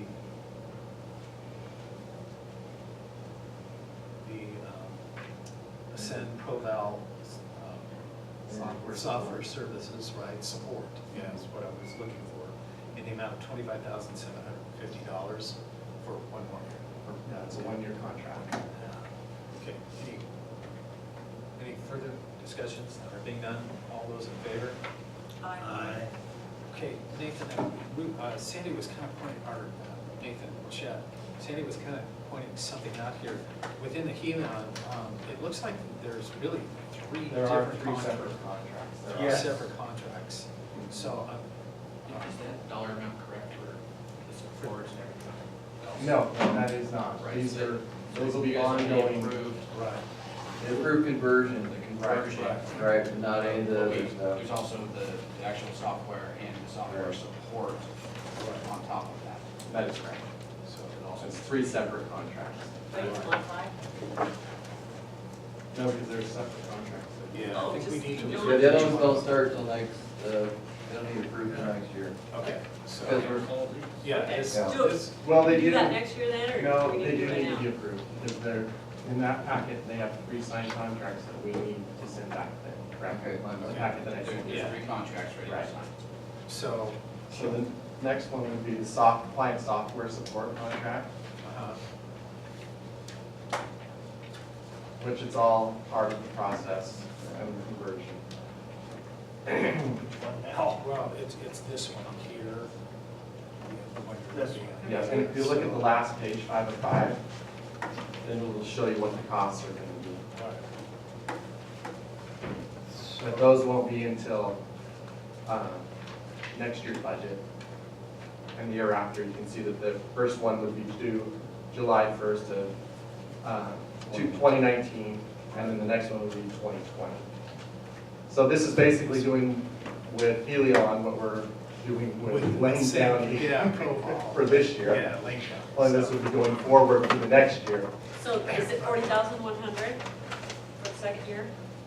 Yeah, if you're looking at page 5, Yeah. so you can see that the first year we have to pay half, which is 20,000, 5 or 50, and then the next year we would start full support in 2020. So, And at that point, the 60,000 for the 2 years, currently we're paying 53,000 per year by the time we pay Thomson Reuters, and then Lane County. So as far as the motion for the second Gilliam contract, is it just the 60,150, or do you have to do those up 2 years separately? How do they do it? The Total? contracts are total. Okay. Then I move we approve the second contract with Gilliam in the amount of 60,150, and I don't remember what its name is. Client software support. Yeah. Client, for client software support. Second. It's been moved and seconded to approve I'm gonna change it just a little bit. That's fine. The client software support with Helion in the amount of $60,150. Yes. All right. Okay, then we have the software licensing Yeah. agreement, which we've already accounted Well, for these. do we in have a the second on budget. that one? No. Oh, okay. Mike seconded. We Yeah, voted. yeah. We haven't voted. All those in favor? Aye. Aye. Okay. All right, so then we have the software licensing agreement, or terms and conditions, right? Correct. Yeah. This is a one-time fee of $40,000, which we budgeted for in the In this proposed year's, budget. right. Yes. Okay, so this is the ORCADs? Yes. So I move we approve the one-time ORCAD software license in the amount of $40,000. Second. Okay, it's been moved and seconded that we approve the forecast agreement in the amount of 40,000, how much was it? 40,000. $40,000. Is that in this agreement, the dollars? I'm having a hard time. Yes. Yes, on page. There it is, we got it down there. Okay. Okay, so, any further discussion on that? Just making sure that we get this. It was fairly complicated. Yeah, now we got You know, it like, mixed we- together.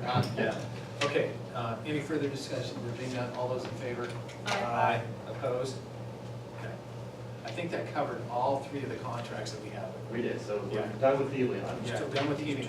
Now, We've done the first one with Yes. Lane County. Lane County, now we have the second one, right. Yes, the second IGA. Second IGA. Second of three. Okay. I move we adopt the IGA amendment number 1 for tax map maintenance and GIS systems. Correct. In That's the a amount two-year of? agreement. And then that's $80 an hour, and we pay by the hour, so it's, At a rate of $80 an hour. you know, if you look at the amount on there, they just put an arbitrary amount in there, because we pay by the hour, it's never close to that. Some months it's nothing, and sometimes it'd be like $1,000. It just depends on what's going on, if there's a lot of partitions or map change requests. Second.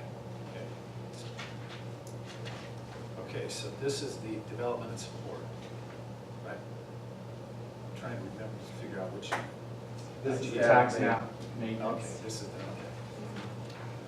Okay, so it's been moved and seconded to approve the intergovernmental agreement for tax map maintenance and geographic information system in the amount of $80 an hour. Any further discussion? You know, yeah, that should be fine. I think so. It's already, it's in it within our budget. Oh, this one's, yeah, This one, I was looking at this one. Well, now we can do that. yeah. We're gonna get that one down. Will you do that last one? Okay, are you guys, you're uncomfortable? It's this one. One that's 80. Yes. Yes. Yeah. Well, I was, the other one's 180. So, Right. yeah. I know, it's, okay, any further discussion? There being none, all those in favor? Aye. Okay. Now, we've got the last one, which is an IGA for the development support for property assessment and taxation. Our portal where we use, where you can go and view your statements and values on the website. And the $180 is just $180, that's not an hourly rate. So the original agreement was for $6,000, and then we're gonna make it a 2-year agreement for $61.80, Okay. for a total of $12,180. And that's just for the maintenance, for the online piece of our values and tax information. Okay, you guys, clear?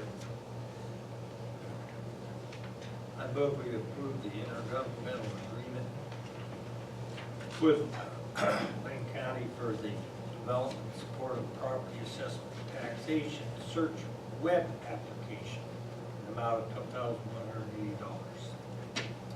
Second. Okay, it's been moved and seconded to approve the intergovernmental agreement with Lane County for property assessment and tax search web application in the amount of $12,180. Okay. Any further discussion? There being none, all those in favor? Aye. Opposed? Okay. Lots of paper. Okay, I think that got it, guys. Okay, all right. Good job, guys. Thank you. Thank you for allowing us the tools to continue our work.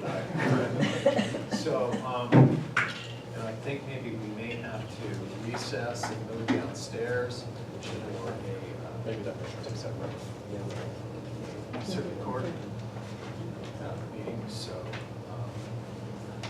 that's what we'll do, is move down to the large conference room downstairs. Back into regular session. Okay. So, let me pick up where we're at. We got Chet taken care of. We're down to what appears to be the approval of a lease agreement with the state of Oregon for Department of Motor Vehicles office space, which is right in behind us. I guess it's appropriate that we kind of pick that up at this time. So, Sandy, this has been something that you've sort of been working on the past couple of days. Basically, what they have sent us a new lease agreement that actually it came from them as opposed to us. That's my understanding. Yeah. Although Liz from DMV made a comment in an email that it had already been reviewed by county's council, so it might have been something that Will was a part of at one point earlier, but I have no knowledge of that. My knowledge goes back 1 week. But yeah, so basically, currently, my understanding is that there is no lease agreement for the office space that DMV uses in the courthouse, and that there never has been one. That it was just an agreement put in place to keep that service in Condon to serve the local area. But the DMV has now requested a written lease. And so what was submitted was a $0 lease for that space, which I believe you guys have seen. I sent that to council, to Ruben, to look it over. He had a lot of things that he didn't like about it. He felt like DMV was asking for a lot, considering it was a free space given to them. I think some of his concerns were basically in the covenants that were included, specifically some of the stuff about common areas and the upkeep of common areas other than the space that they're renting. There's some stuff about subrogation, or actually a waiver of subrogation, so that they would basically be held harmless if any damage was done. He mentioned something about lease replacement costs, so that if they were able to find comparable office space and for some reason move to it, that the county might be liable for the difference. And since our number is 0, we would have to make up, say they lease space somewhere across the street for $500. They might be able to come at us for $500. I mean, there's just some things that were sort of in there that you would expect in a office space where they were paying money for it, that Ruben didn't really feel made sense. In sort of the back and forth between Ruben and the DMV, one of the things that they mentioned was there's a section in there about coming into or maintaining ADA compliance, which I'm sure the county does anyways, but it sort of led to the person from DMV in an email saying that they had a list of improvements, that they were waiting for this lease to be signed, and then we're going to come to the county and ask for those improvements to be made. And again, a $0 lease. So those were some of the concerns that Ruben had, but he didn't want to continue talking with DMV until he had some direction from the court as to, you know, how important is this to the county to keep this service here? Is there changes? Another thing that was brought up was the length of term. When it was sent out to us, I believe it was 13 years. Reuben would prefer something shorter, but I don't know where that 13 years came from. And it doesn't matter. There's a 30-day no-fault opt-out clause. So whether it's 5 years or 13 or 100 years, either DMV or us could end it in 30 days no matter what. So it's not a big thing one way or the other, I don't think.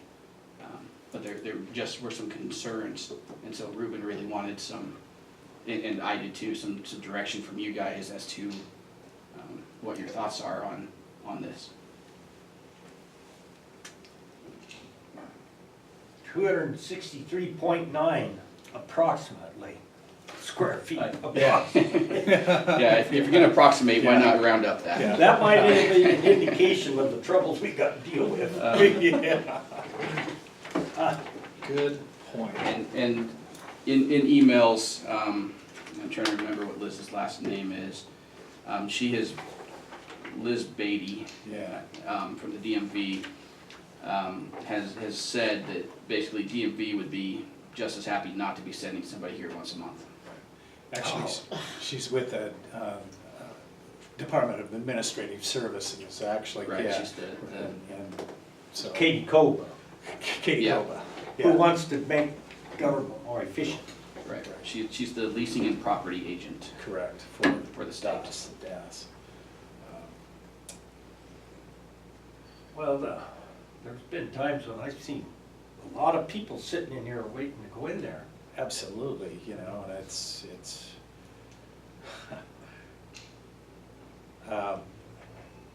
you know, I think some of the concern I have, you know, is her response to this is basically saying, you know, take our stuff, take our agreement, or, you know, we'll just pull out. You know, yeah, trying to find it right here where it was a little disturbing the way the entire thing was put together. Reuben, since you were new.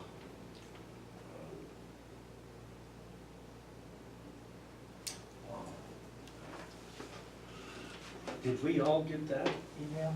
I think it come yesterday I will forward afternoon. it to you right Oh. now. Yeah.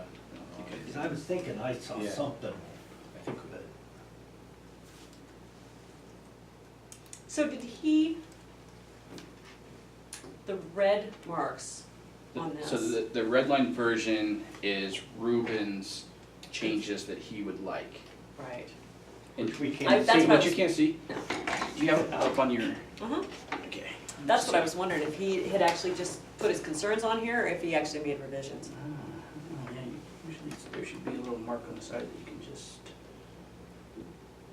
maybe it's not compatible. This is my county packet. Right. That's a software issue, yeah, because there should be, let me see if I can maybe put it as a PDF and send it to you.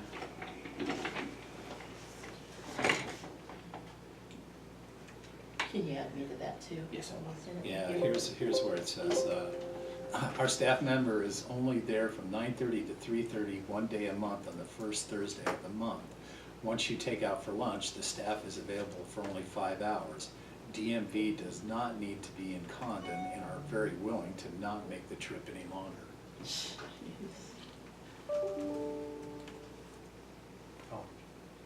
It says, based on the county claiming that they would alter the space to fit our need, the insertion of as-is section does not make sense and will not be accepted. We will only continue to have a presence if the original agreement is adhered to. What really kind of concerns me is they talk about, you know, we are consistently monitored by the public in certain groups that are tour locations and that tour our locations and verify the ADA accessibility. There's also an issue with the addition of the indemnification, and the AG's office will have to be consulted. you know, really what I'm kind of reading into this again is just sort of a threat of, you know, we're not really wanting to be here, and we're gonna figure out figure out a way to get out of this. So, Union Pacific did that too. They did, yeah. Yeah, Well, well, they it's- were here and wanted out, they just kept pushing it to where we said, yeah, Yeah. it's not worth it. But this one, I mean, Well, it was just, you know, a little bit, for lack of a better way of saying it, disturbing in the way the whole thing was put. Most all of this really began, Monday morning, Sandy, sometime there, we had a lot of reading to get through this week, and I really wasn't up to date on all of this right here, so. I did send off a text message to Representative Smith to, you know, start this conversation. I haven't heard back from Greg yet, which really didn't surprise me, but, you know, I mean, is Hefner next? well, you know, I don't know, I think they're 1 day a week over at Hefner, aren't they? Are they 1 day a week over there? Yes, it does. Yeah, it's more regular for sure. Yeah, than what we have here. You know, my thought process and I'm hoping with the conversation with Representative Smith, and I will contact, I just didn't have a whole lot of time this morning. Senator Hansel also, and, you know, taking pictures of the amount of people that are out here. It's not unusual to see it look very similar to this on a DMV day. Just, I mean, you know, people seated all around waiting for the opportunity to be able to go in there. They open the door at 9:30, and I mean, it's 9:29 when she's walking into the building and opening the door, and of course, there's a 10-minute time of getting everything up and going. And so it's a little disappointing because, you know, it's usually this way at 9:25. I think we should go back with we want you to come to Arlington once a day too. Yeah, well, you know, yeah. We got empty Well, space. I keep thinking, That's yeah, right, we got a building. you know, a couple, almost put the demand in of, no, we would like you here once a week, you know? Well, and, I mean, I know that also where, you know, they're trying to push more online stuff, you know, which I really find very convenient up to a point. And then they say, well, you can't, this one here you gotta come in for. Yeah, And that's the one I didn't wanna come in for. yeah, right. Well, yeah, you have to come in with, you know, 3 envelopes with your Oh, yeah, and name and address and. And I don't know how many times like with my mother, I had to bring her in here 3 times before she could get her ID, because they kept telling us something different each time that you needed, instead of letting us know to begin with. Right. And they're always telling you, be sure to bring everything you need when you come. Yeah, yeah. So it's a frustrating deal, but it really, I mean, but if we had to drive to the Dalles every time on that, my God, you Yeah. know. Well, I guess, you know, I think this is really, yeah. For a girl that Yeah. needs halfway. Well, my mother lives in Summit Springs, and just Yeah. I know. a major. Well, and with the red line version that, when I first got what, you know, was going through real quickly, just summarizing what Ruben had sent back, I thought, yeah, you know, I'm good with all of this. But with this follow-up email that come in, I almost feel, you know, that we need just a little bit more clout in behind us for us to, you know, push too hard on what Ruben's wanting to do. I think it's really important that we keep it here, do what we need to. I got my gut feeling is that it's this ADA stuff, this particular room, whether it's adequate for them and as a waiting room. I'm sure all of these are going to be issues during this tour that they talk about. Why, I don't know, but you know, I think anytime you're looking to maybe get out of something, you can find those there. And in maybe agreeing to what they have, it will give us the opportunity to really build a case going the other way.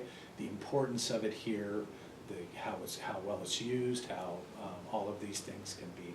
I mean, it's 1 day a month, for goodness sakes. I mean, really, it's a nice room there. It's got great equipment, services, everything is available there.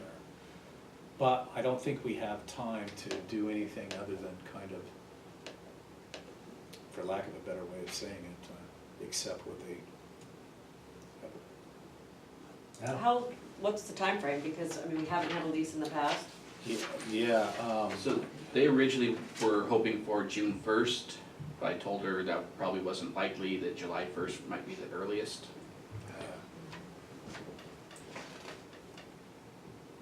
I'm just not sure that we have a whole lot of room, Commissioner, for negotiation with them right now. In fact, maybe, if you feel I'm more than, Well, I don't, we can still wait. yeah, we can. That might, at least give us a chance to get something, some other help Is available to us. Yeah. Yeah. Or, we get a chance, find some leverage somewhere. Mhm. Well, there seems to be an awful lot of, for lack of a better way of saying it, I mean, the building codes thing where they're talking about yanking everything, all the municipalities that have Oh, yeah. building codes, I mean, it's, there seems to be Common theme? a common theme with some of the departments within the state of Oregon right now. Yeah. Of course, that's the Justice Department causing that. Well, yeah, That yeah, one. yeah. But we might get some, with Katie Koba as the COO Mhm. of the state and her Pendleton heritage. Ties, right, yeah. that we may get some, might be able to work it even from the top down. Well, I would certainly, I mean, I have a good relationship with Katie, so I would, Yeah. certainly reach out to her and. Yeah, let her know that Yeah, this seems a little, this rural, we're not helping. yeah. We're pushing the rural people aside again. Yep. Well, I like the term frontier for us, but. Yeah, say Yeah. frontier, but Yeah. anyway, they're basically trying to, Right, right. leave us behind. It's funny, before I sent the text message off to Representative Smith, and right after that, while I was doing it, Leanne had ended up calling also, and, again, when you utilize this DMV here on the 1 day a month, I mean, you're gonna wait 30 minutes to an hour to be able to get in. And in Salem there, they had some things that they had to change of address, stuff like that. And, literally walked in the door and there was, boom, nobody there, nothing going on. And, Yeah. I think there's probably 2 different site locations in the Salem area. I think there's like 5 in Portland. Portland takes forever. Yeah, and it does. It's terrible. So does the Dalles. Well, I was gonna say, Yeah. Hermiston and Dallas, it's hit or miss. You Yeah, either yeah. just walk in and time it right, or you're Okay, waiting. yeah. Well, okay, so what do you think? We just kind of table this until the next meeting and sort of Yeah, see as what we far can as- get as far as, See what we can okay, I will, learn. yep, Yeah, you can work on it some more. I haven't worked Yeah, on it, because you've anything, been busy, but yeah, I this will just, give you more time. right, I agree. Good.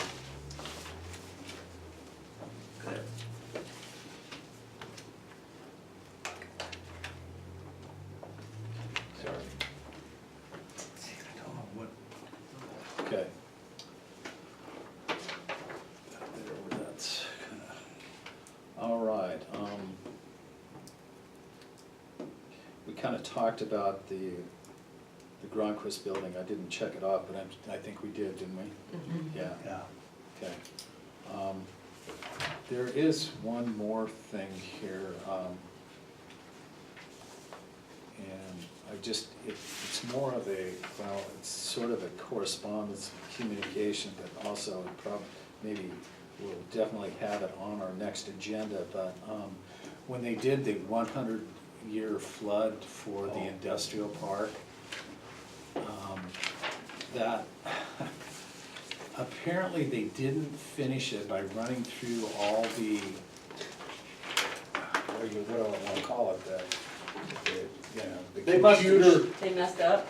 They Well, changed the I- rules yeah, probably. Nobody seems to know whether it was a mess up or it was just one of those things we didn't do the very last step, and that's running through the computer, what do you wanna call it, to check and see with what we've done there, whether it actually works. Yeah, So anyway, it seemed like when we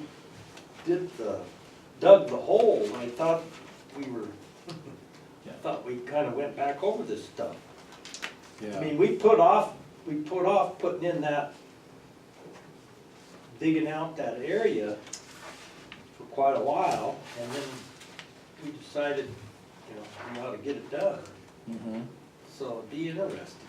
I mean, and I can't remember if Jeff did any work on that. Jeff has Dewey not. would know. Yeah, I don't believe Jeff has done any work on this. I don't believe that Jeff is even aware of this document yet. Anyway, they call it a hydrologic data that they have to do, and basically it's running But without doing it, it does affect our abilities to get insurance at the industrial, flood insurance at the industrial park. Right. And if we don't get this finalized or gone through it, then, but as, a little more information might be, and I would really like to have this turned over to Jeff, or at least have a conversation with Jeff about what this may entail. And yeah, I found it quite surprising, but everything that we did down there, to suddenly realize that we aren't meeting the FEMA. Yeah, I mean, they did a lot of work that Dewey thought was kind of, crazy. Yeah. Because of FEMA or whatever, that's what really surprised me when I read this, and we didn't jump through enough hoops. Right. So anyway, I wanted to make sure that's really the only correspondence that I had here. I wanted to get that out before we go to the selection of project manager for Arlington to Condon fiber build. So we had really selected Adam Haas as that individual within the IGA that was involved with the city of Condon, making the city of Condon the fiscal agent and the really the overseer of the project manager. One of the issues that I had at that time is that everything that was in the contract that they had didn't really have them bringing any information back to the county. In other words, if there was an uncomfort level, we wouldn't know anything about it. So once we decided to bring the financial back in-house, then the city decided to negate the IGA. Consequently, it's really gonna create a situation to where we have to have our own contract with Adam Haas as the project manager. I haven't had the conversation with Adam yet, but I'm under the assumption that it would continue based on where we were at before, that the city paying half of it and we paying half of whatever that cost is. So anyway, my assumption is all of that is the same. It's just that we need to get the contract Formalized. Get it formalized. Okay. So just so you guys understand, that has not been finalized because we don't know what that dollar amount's gonna be yet. Plus the fact I wasn't sure, wanted to make sure it's still gonna be Adam Haas.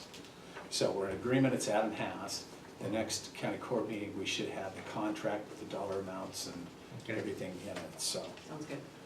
Okay, that was pretty much the entire spiel on 1.9. It's just that it's a subject matter that there's an awful lot of interest in, and so I thought it needed to be pinpointed at a time that was an hour late, so. done. Okay, we have consider approval of Mary Dyer's contract renewal. We've come up, we're just about onto a year. It's basically to supply, you know, the services that she is supplying right now for us. There are a couple of questions that we have. You know, doing the minutes is a very time-consuming thing, and with, for lack of a better way of saying it, I think some pressure involved with it. You know, so what Mary is actually looking for is raising the compensation for her, moving, you know, up to $50 an hour. Also, she really would like, you know, maybe some more guidance in what, the way the minutes come out, whether, you know, can things be summarized a little bit more than what has been done? Is she, you know, where is she at with the way the minute, are we happy with that? I don't wanna put any words in your mouth. Mind doing the way they are, but we could condense them more so that we just capture the substance of things rather than the more detail, but I can do either one. It's all right with me. That might be a good time to check in. Yeah, yeah.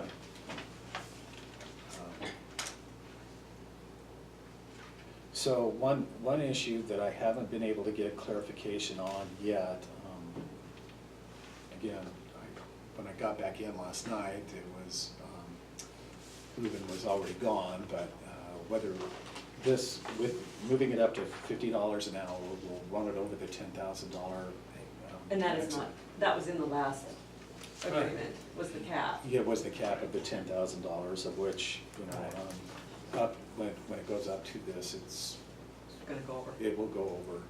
Now, I don't, you know, what I was looking for from legal counsel was clarification on, we've had this individual doing this job all along, and now suddenly it's probably gonna run us over the $10,000. Do we need to stop, go out for an RFP? And I'm sorry I didn't get that accomplished. Just, I tried last night, he was gone. This morning was, I guess really what we could decide is, you know, is $50 an hour a fair price for the work done? Second of all is, are we getting too much detail in there? Can they be summarized a little bit more, shortening the amount of time that Mary puts into them? Yeah, well, certain amount of detail gets important when we gotta refer back to these minutes on something, and to understand how we got to that decision. That, you know, I mean, I know things could be just totally brief, you know, but that doesn't, I don't think that will help us. I mean, I was the secretary for the co-op board over at Morrow, and I did it for several years, and oh yeah, I could do those minutes and you know, a page or a page and a half, and it, you know, it was a 3-hour meeting. Mm-hmm. And so, I mean, but it was just the motion and vote, and you know, it was very limited. Yeah. I haven't thought about it too much, and maybe I need time to think about it some more, but I like the way you do them. I like the amount of detail. Okay. But I know that, you know, by law you can have less, but Right. I think your minutes are pretty good. Okay. I do too, so, you know, yeah. And I think in the past, that's been, Well, and that's what my question for you was, how has it been? other commissioners before me, that's what they wanted, you know, and at first I thought, oh no, but then as time went along, it made more sense for this type of work we're doing. I think it is important.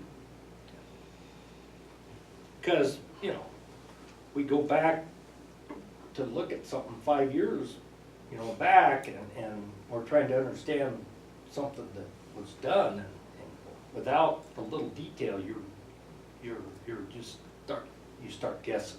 Yeah, I I mean, agree. unless there's, you know, a contract that you can look at. Mhm. Yeah. Well, you know, just summarizing what the ORS says, I mean, it's to summarize the views of the participants. Right. Yeah. And, you know, that, in more detail, but. Yeah, they'll just say the matter was discussed, motion was made, and Yeah. Yeah. detail it all.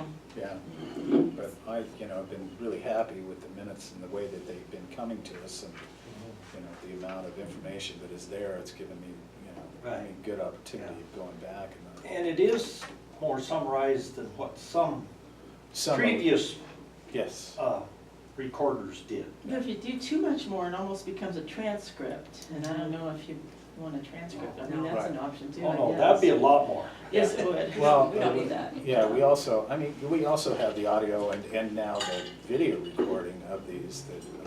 For, yeah, that's, how long are we gonna have? Exactly, and, You know, you know, This is the permanent record. this is, yes.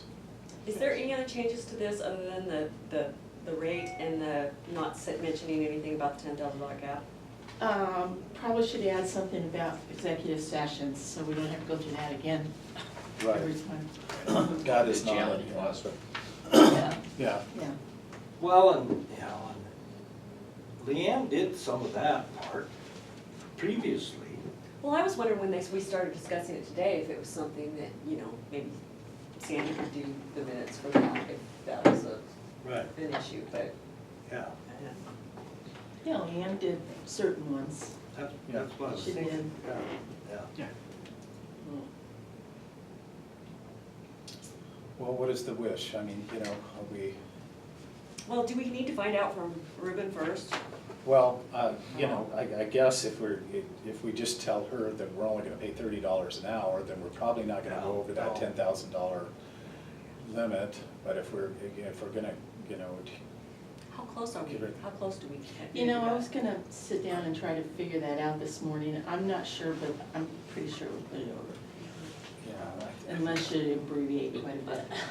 So, What if we split the difference, What do you mean? like 40 an hour? Yeah, that's good. How'd that work I'm out? not sure, I'd have to think about that. Not sure that's enough. I'm not sure that's enough, because last year I actually contemplated going up, and I thought, oh, wait one more year. That's right. So, yeah.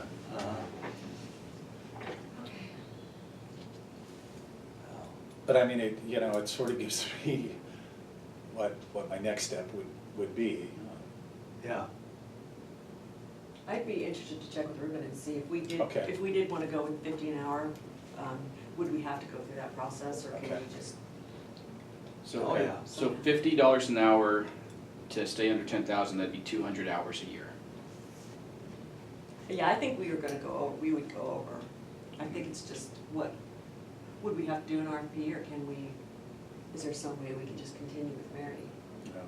Or if we have to just go through that process? Yeah, I'm pretty sure, just based on past things, that we would end up having to go through that process, but I don't think that would be anything of difficult, I don't know, you know. Yeah, the difficulties of it is somebody coming in and doing it for $20 an $45 hour. or $20 an hour. So, Yep. Then the concern that you have, are you getting the quality that you'd like to have? Oh, yeah. But, you know, to me, this is as I told Mary, it's really kind of a professional service position. Yeah. Similar to, you know, an attorney, an auditor, accountant, those kind of things. But this is unusual to do what we do too. I don't know whether many governments do this. I don't. You say not many? Yeah, I don't Don't know of any that do. I've never really asked either. Yeah, yeah, right.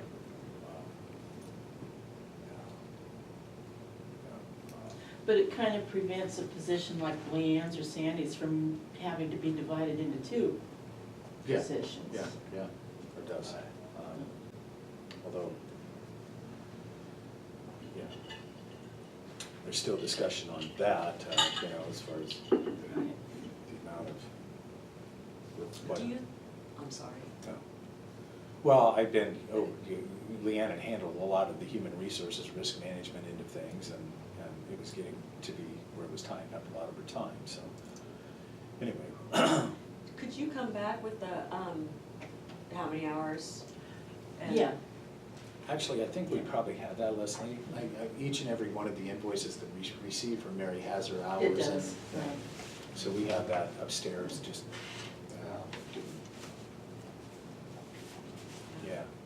And what we'll do is we'll have Sandy scan all those and send them off to you so you can see.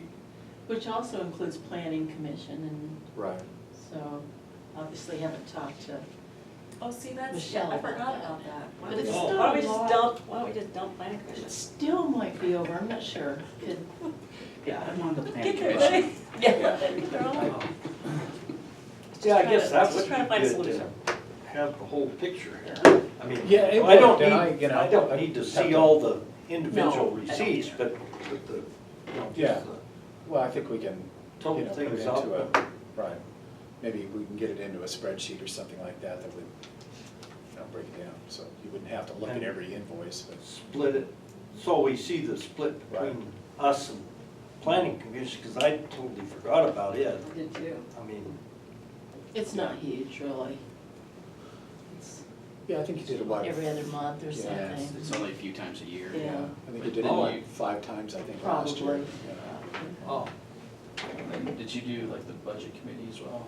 I don't think so. Oh, okay. I don't think I did. see, and that was something this first year you did budget committee, right? No, no. You did it before? Mm-hmm. Yeah, she did it last year. Oh. Okay. Okay, so what I'll do is as soon as we're done here, I'll get together with Ruben Yeah. and see if we can, what I can find out as far as what this is, how it will work.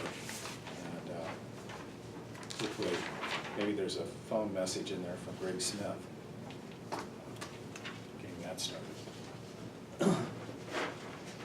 So, Mary, we're gonna table this until the next meeting, Okay. okay? Put that off to the side. Did we get through, we got through the executive session minutes on May 2nd. Leanne did email me the April 16th. They're going to.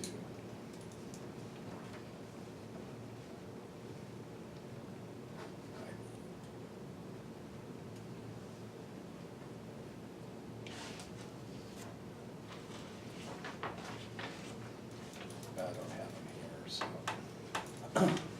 It's really, it was the executive session that we went into during the interviewing process. That was the interview, Yeah, it was the interview, so, the whole interview process. the whole interview process. I don't think I've seen that.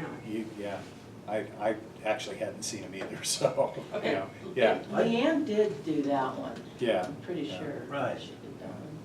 And where are they at? Well, I haven't seen him, she emailed him to me today, right there. In other words, she has them. She had. Yeah, they weren't yeah. in the. They weren't in the folder with rest of packet or anything, so. No, I mean, but they're not in the building here, is what I'm saying. They haven't been printed, no, no, Oh. yeah.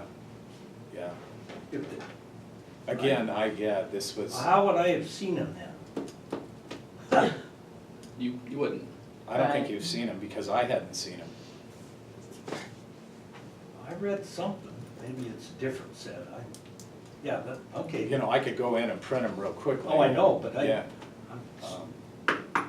But we do have, you know, the regular meeting minutes Yeah. for the April 18th and May 2nd, which they were part of the Right. packet, so. And I didn't see anything on either of them. I was pretty, yeah.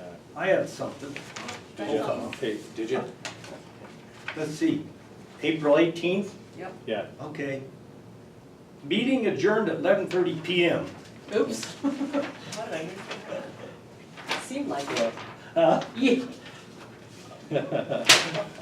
It is. I thought that was a little late, Yeah. but, Good catch. okay, on the other set, page 2, Which other set? This would be. May 2nd? May 2nd. Oh. Yeah. yeah, May 2nd, page 2, And, I mean, and this could have been what Peter said, because the first paragraph there, it says activities at Shuttler Flat, which is not Shuttler Station. Oh, that was probably me. Yeah, but anyway, that should, Okay. it should, I mean, Yeah. Shuttler Station, anyway, because Yeah. I didn't know what we were doing on Shuttler Flat. Yeah, Well, I Maybe- saw, yeah, down below, you talked about Shuttler Station and all the entire Yeah, time. yeah, I yeah, didn't yeah. catch that up But above. Shuttler Flat would be Yeah, yeah. a different something else. location. Yeah. All right, that's all, Okay. that's really, yeah. that's all I saw. Well, those are two good catches. So, I just remember, I moved right into the substance of those. I just particular- remember Yeah, June Michaelo making a big to-do about the name Shuttler Station versus something Cedar Springs Yeah. Industrial Park. yes. I was, yeah, actually, You might even heard about that. I did hear about that, but it was, long before I even thought I would go into this position, so. Yeah, oh yeah, no. Can I motion the two of them together, or do we need to do them So, separate? I we- can't I- remember. I believe we could do them So I together. move with- we approve Thank the you. April 18th and May 2nd regular court meeting minutes as corrected. Second. Okay, it's been moved and seconded to approve the April 18th and May 2nd regular court meeting minutes as corrected. Any further discussion? There being none, all those in favor? Aye. Opposed? Okay, these executive session minutes from April 16th, Leslie, you were not there for Correct. them. I could print them, or, Yeah. we'll just do it the next meeting, okay? Okay. Okay. Yeah, well, they're fairly long, by the way, Oh. I would think. No, They're not? They're not. Oh. It's less than a page. Oh. That must have been something else I read then. Yeah. Again, I hadn't seen these at all, so. I mean, Oh. what happened today on the executive session minutes, they were emailed to me to print this morning, so I printed them. Yeah. Anyway, yeah. Okay, court member reports. Hang on, I'm gonna go quickly. You have something, I don't know if I got anything this time. Well, let's see, Rob Turry and Rachel and I actually made a trip to John Day to give a presentation on the Gilliam County attainable housing to the Oregon Housing Commission. They were quite interested in the program that we put together here and offering, looking at solutions for different areas to improve housing, whether it be in John Day or Ontario or Burns or wherever. One thing that we did find during the meeting on Monday was that virtually everybody's kind of got the same problems, contractors. John Day brought up something that I thought was quite intriguing. They're having to pay for just a pumper truck. It's costing them almost $5,000 to have one come all the way out of Ontario to come over to John Day to pump concrete for putting in foundations. Oh. So fairly substantial cost that is just seems to be adding up the entire time. We also, heard that building codes, the issues of getting certified building codes inspectors in a timely fashion is a problem. So what we're looking at here is really it's a huge problem on the eastern side of Oregon. Now, there was another one this Housing Commission was putting on in Hermiston on Tuesday. Rob and Rachel were going to go, and they decided that, really they felt they were going to hear different issues up there than what they would hear mostly in the low-income housing, so they didn't go. On Tuesday, I was with the representatives of the consulates of United Kingdom, China, and Canada, and then also, Commissioner Weatherall was there for portions of it also. Pop in for a little while. Yeah. Governor Inslee had people there, Governor Brown had people there. Maria Cantwell, Senator Cantwell had people there, both Merkley and Wyden had people there. Jamie Herrera Butler had people there. There was quite a few individuals in regards to the pump storage project over in Goldendale. Mike, it's been a long time since we have talked about that, but it seems to have risen. Come back up? It's come back up, yeah. So there's an organization called Rye and, shoot, let me see if I can pull them. Sorry. Anyway, they have kind of taken over the project away, or taken it from Klickitat County PUD and are developing a plan and putting this thing together and developing funding and so on and so forth. I'm trying to find which the name of the entity is. I want to say Northern Renewal or something like that. Anyway, it's neither here nor there. It was a good meeting, it was a good presentation, it was really well put together. It was great to have conversations with those people.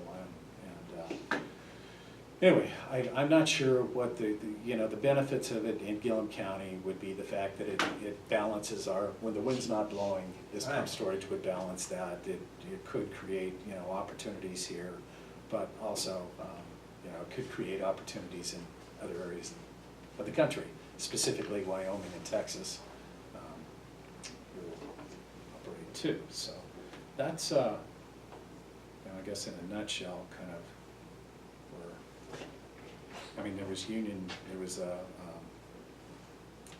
LCAC that I was at, not a whole lot with it. There was still the Connect America, the coalition that's wanting to create white space for things,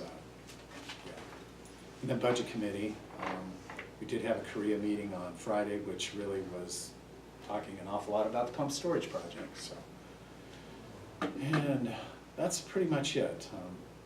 Yeah, for me, over a 2-week period of time. I have a couple highlights from the Lower John Day Area Commission on Transportation meeting that was since our last court meeting anyway. And one of them is a project that Rachel's working on for a trail between Cottonwood State Park and up to the mountain identifier. And that's something that we really want to make sure she is able to keep on track on that. And then the other thing that we spent quite a bit of time talking about was ODOT has, in a settlement they made on disabilities, to go in and fix a lot of curbs that don't meet the ADA. And Teresa Conley was there from ODOT talking about this, and so I voiced a concern that I have with some of their designs on this. My mother finds it very difficult to maneuver across these bumpy things, these yellow bumpy things, because they're so big a bump.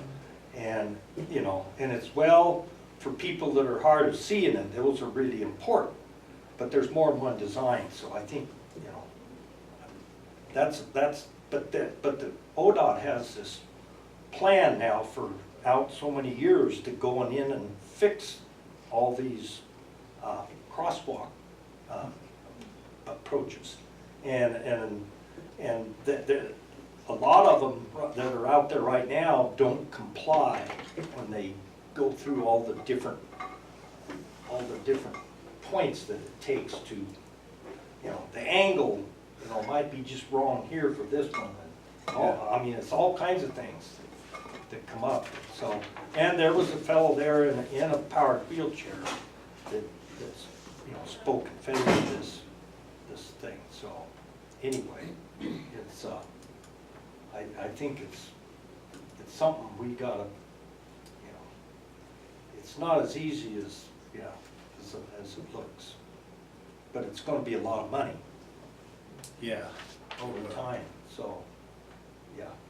So anyway, that was the main things there. And we didn't have any new projects from our county that were discussed in terms of like federal lands access. So that's the only, besides budget. Yeah, budget was, I'm trying, I know I have the name of those companies right here, and it's, Oh. yeah, Uh-huh. at least for Mac, because it's,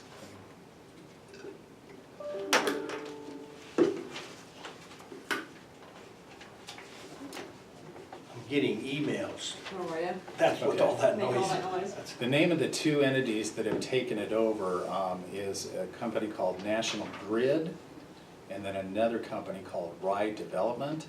National Grid runs the grid in the United Kingdom and has significant holdings in New England. Rye is the nation's leading developer of hydro generation on dams and currently do not. Anyway, those are the two entities that have kind of began working together and developing this pump storage project in Goldendale.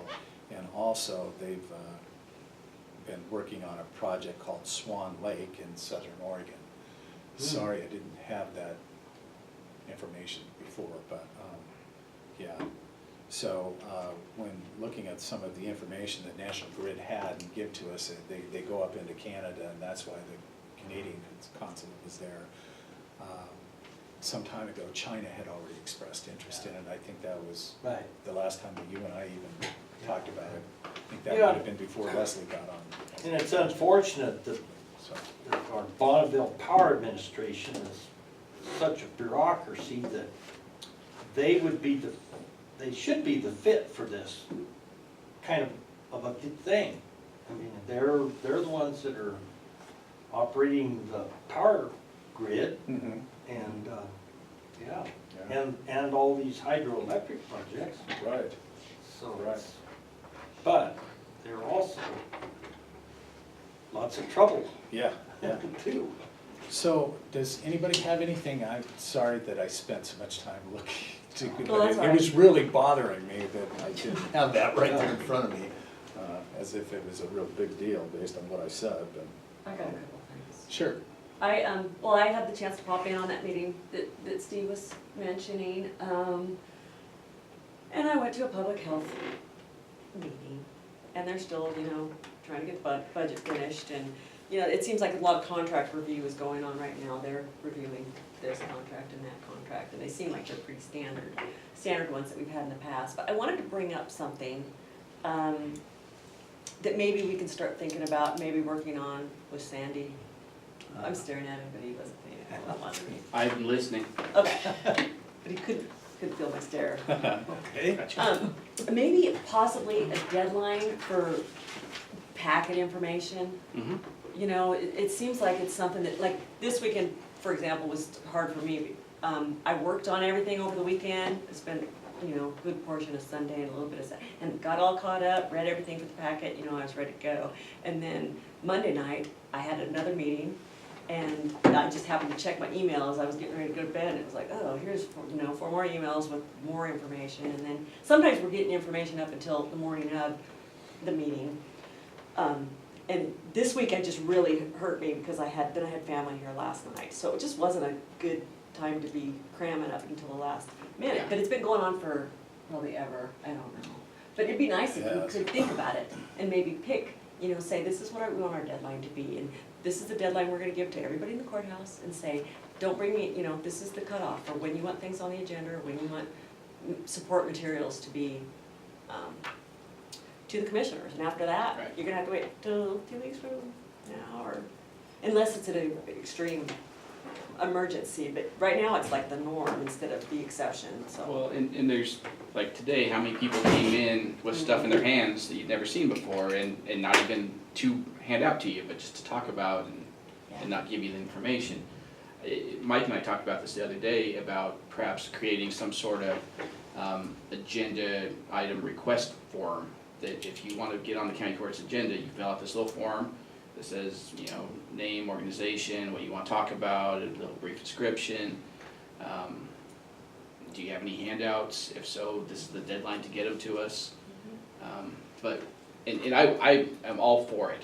If there was just a day and you said it's in by Wednesday before, Thursday before, whatever, it makes my life I was easier gonna too. say, but it makes it crazy for you, I'm sure, too, having all this last minute stuff Yeah, coming in and from everybody. especially when it's stuff that, you know, people that have been on the agenda for a couple weeks are still, you know, yesterday handing me stuff. Yeah.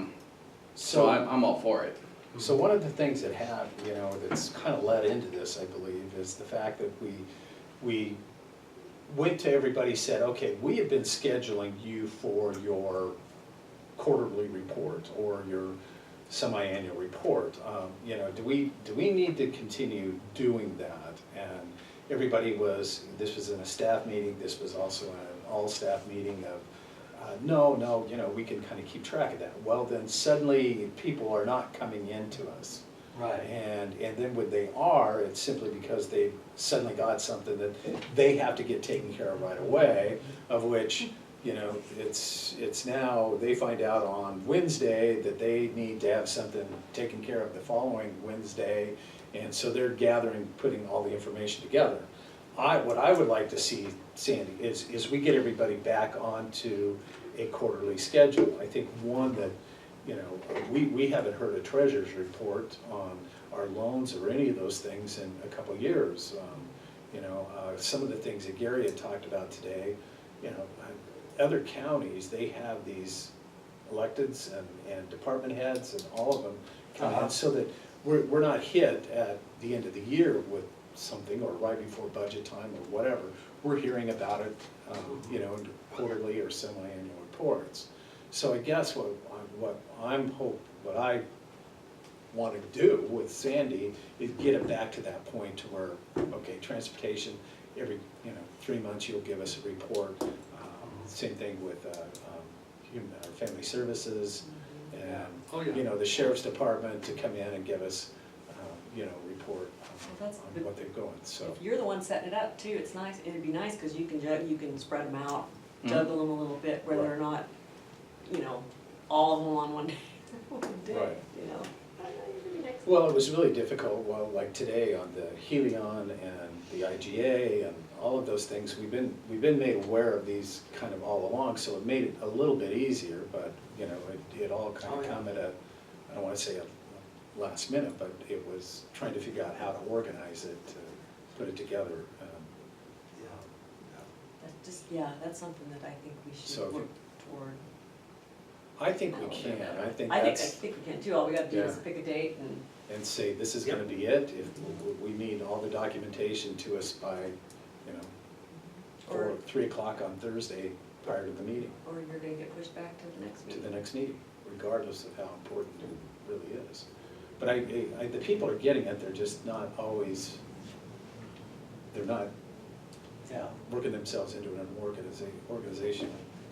Well, So, So what would you guys like for a deadline? So right now, what Leanne has told me is that by the end of the day on Thursday before the meeting, agendas go out and packets with them. Are you working, what's your schedule? Are you working 4/10s, you working 8s, are you working? Right now, I'm working 5/12s, I don't know. Just getting caught up and going, and I think, as we kind of feel it out, I'd probably like to go to 4/10s down the road a little ways. But, obviously, and Judge Schaefer and I have talked about this, whatever needs to happen to get things done, I'll work those hours. So, for me, it's, if you guys say you want this by the Wednesday before, the Thursday before, the Friday before, that's when we can start cutting stuff off, and we just have to start enforcing whatever policy you guys set. What would be nice is if the cutout made it so you could get us the packet and the agenda, by the end, before the weekend. Oh, yeah. yeah, that was great. always, really, what I had asked Leanne was that by, noontime on Friday, that it was printed and in your boxes upstairs. That was the goal. Yeah, and I think a lot of times we do have that information by then, but, you know, it's just whether or not how much additional information we're gonna get. And it'd be nice to just be able to be like, no, you need to get the information to us. Well, I Because think, sometimes it's, you know, sometimes it's just like, you know, like with my schedule this week and Mm-hmm. having a meeting on Monday night, you know, you find yourself, you're reading till, you know, 11 o'clock on Tuesday night just to get through Oh, yeah. the last minute stuff. right. Yeah. Good call. What do you I'm all think? for it. I mean, Yeah. it's up to you guys. When Yep. you guys set a time that says the agenda is set on this date or this many days ahead of the meeting, and we'll do that. We'll make that work, and we might have to, What do you think? ruffle a few reasonable? feathers getting it started, Well, but. For yeah, everybody. we tried to tell staff and virtually everybody else is that, we had to have it by 3 o'clock on Thursday at the very latest. Now, if you wanted to be on the agenda, it had to be there on Wednesday so that she could be putting the agenda together and have it ready to go by Thursday evening. So then it was, once the agenda was put together, then documentation had to follow it so it could be put into the packet. And that used to be Wednesday for the agenda. Did it? Yep, yeah, it used to be Wednesday for the agenda and the packet was out on Thursday night. Okay, well, we can certainly go with that because I think. Because otherwise, well, I kinda like my weekends too, I don't know about the rest of you. But it seemed like the commissioners, Even better. we end up getting dumped on our weekend, Mhm. and especially if we got stuff Monday or Tuesday, Yeah. which quite often happens. Even And better. so, I Yeah. mean, it doesn't seem, it seemed like it's for everybody else's convenience. That's true, Well, that's true, because I'm looking at it from a part-timer. Well, I'm looking at it Right. from like somebody that has another job, Yeah. that I'm working through Friday, so I have to do this stuff on the weekend, but yeah, Right. you too. Oh, yeah. You don't. Yeah, yeah. That's when the wind doesn't blow on the weekend. Yeah. Well, I mean, I just think we need plenty of lead time for us part-time people to be able to work it into our schedules too. I mean, that's the way I look at it. Yeah, Okay, and a little time to think about it too. so maybe what we're talking about is Wednesday, maybe Wednesday midday, Sandy, is the close off on the agenda, and Right, so you have it out by Wednesday evening. so we have it out by Wednesday evening, Yeah. and, information into the packet no later than, say, 3 o'clock on Thursday. Yeah. Many times it's. Yeah, you can still get that out, can't you? But, yeah, if, All your long packet as- information needs to be in by 3 o'clock Thursday. yeah, if I have it by 3 o'clock Thursday, I can have it to you guys by 4. Yeah. Okay. If I have it. Okay. See, and I mean, also, internet services, sometimes an issue, Mhm. If I tried to rely straight on it, Mhm. I've had, those Yeah, kind of yeah. issues, so picking up the packet, I gotta have opportunities to do that, Right. so, yeah.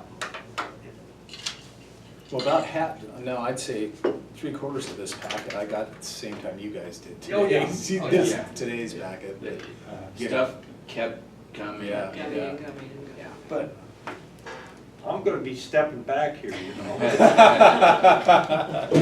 But it would, Yeah, no, I agree with you, and it's something that Leanne and I have pushed and pushed and pushed, and it just seems that, it's gotten, I think right now what we have is a little more teeth with all three of us saying, this is the way it's going to Yeah. be, and if it doesn't Yeah. meet it, it doesn't meet it. If it's not there in time, it doesn't go.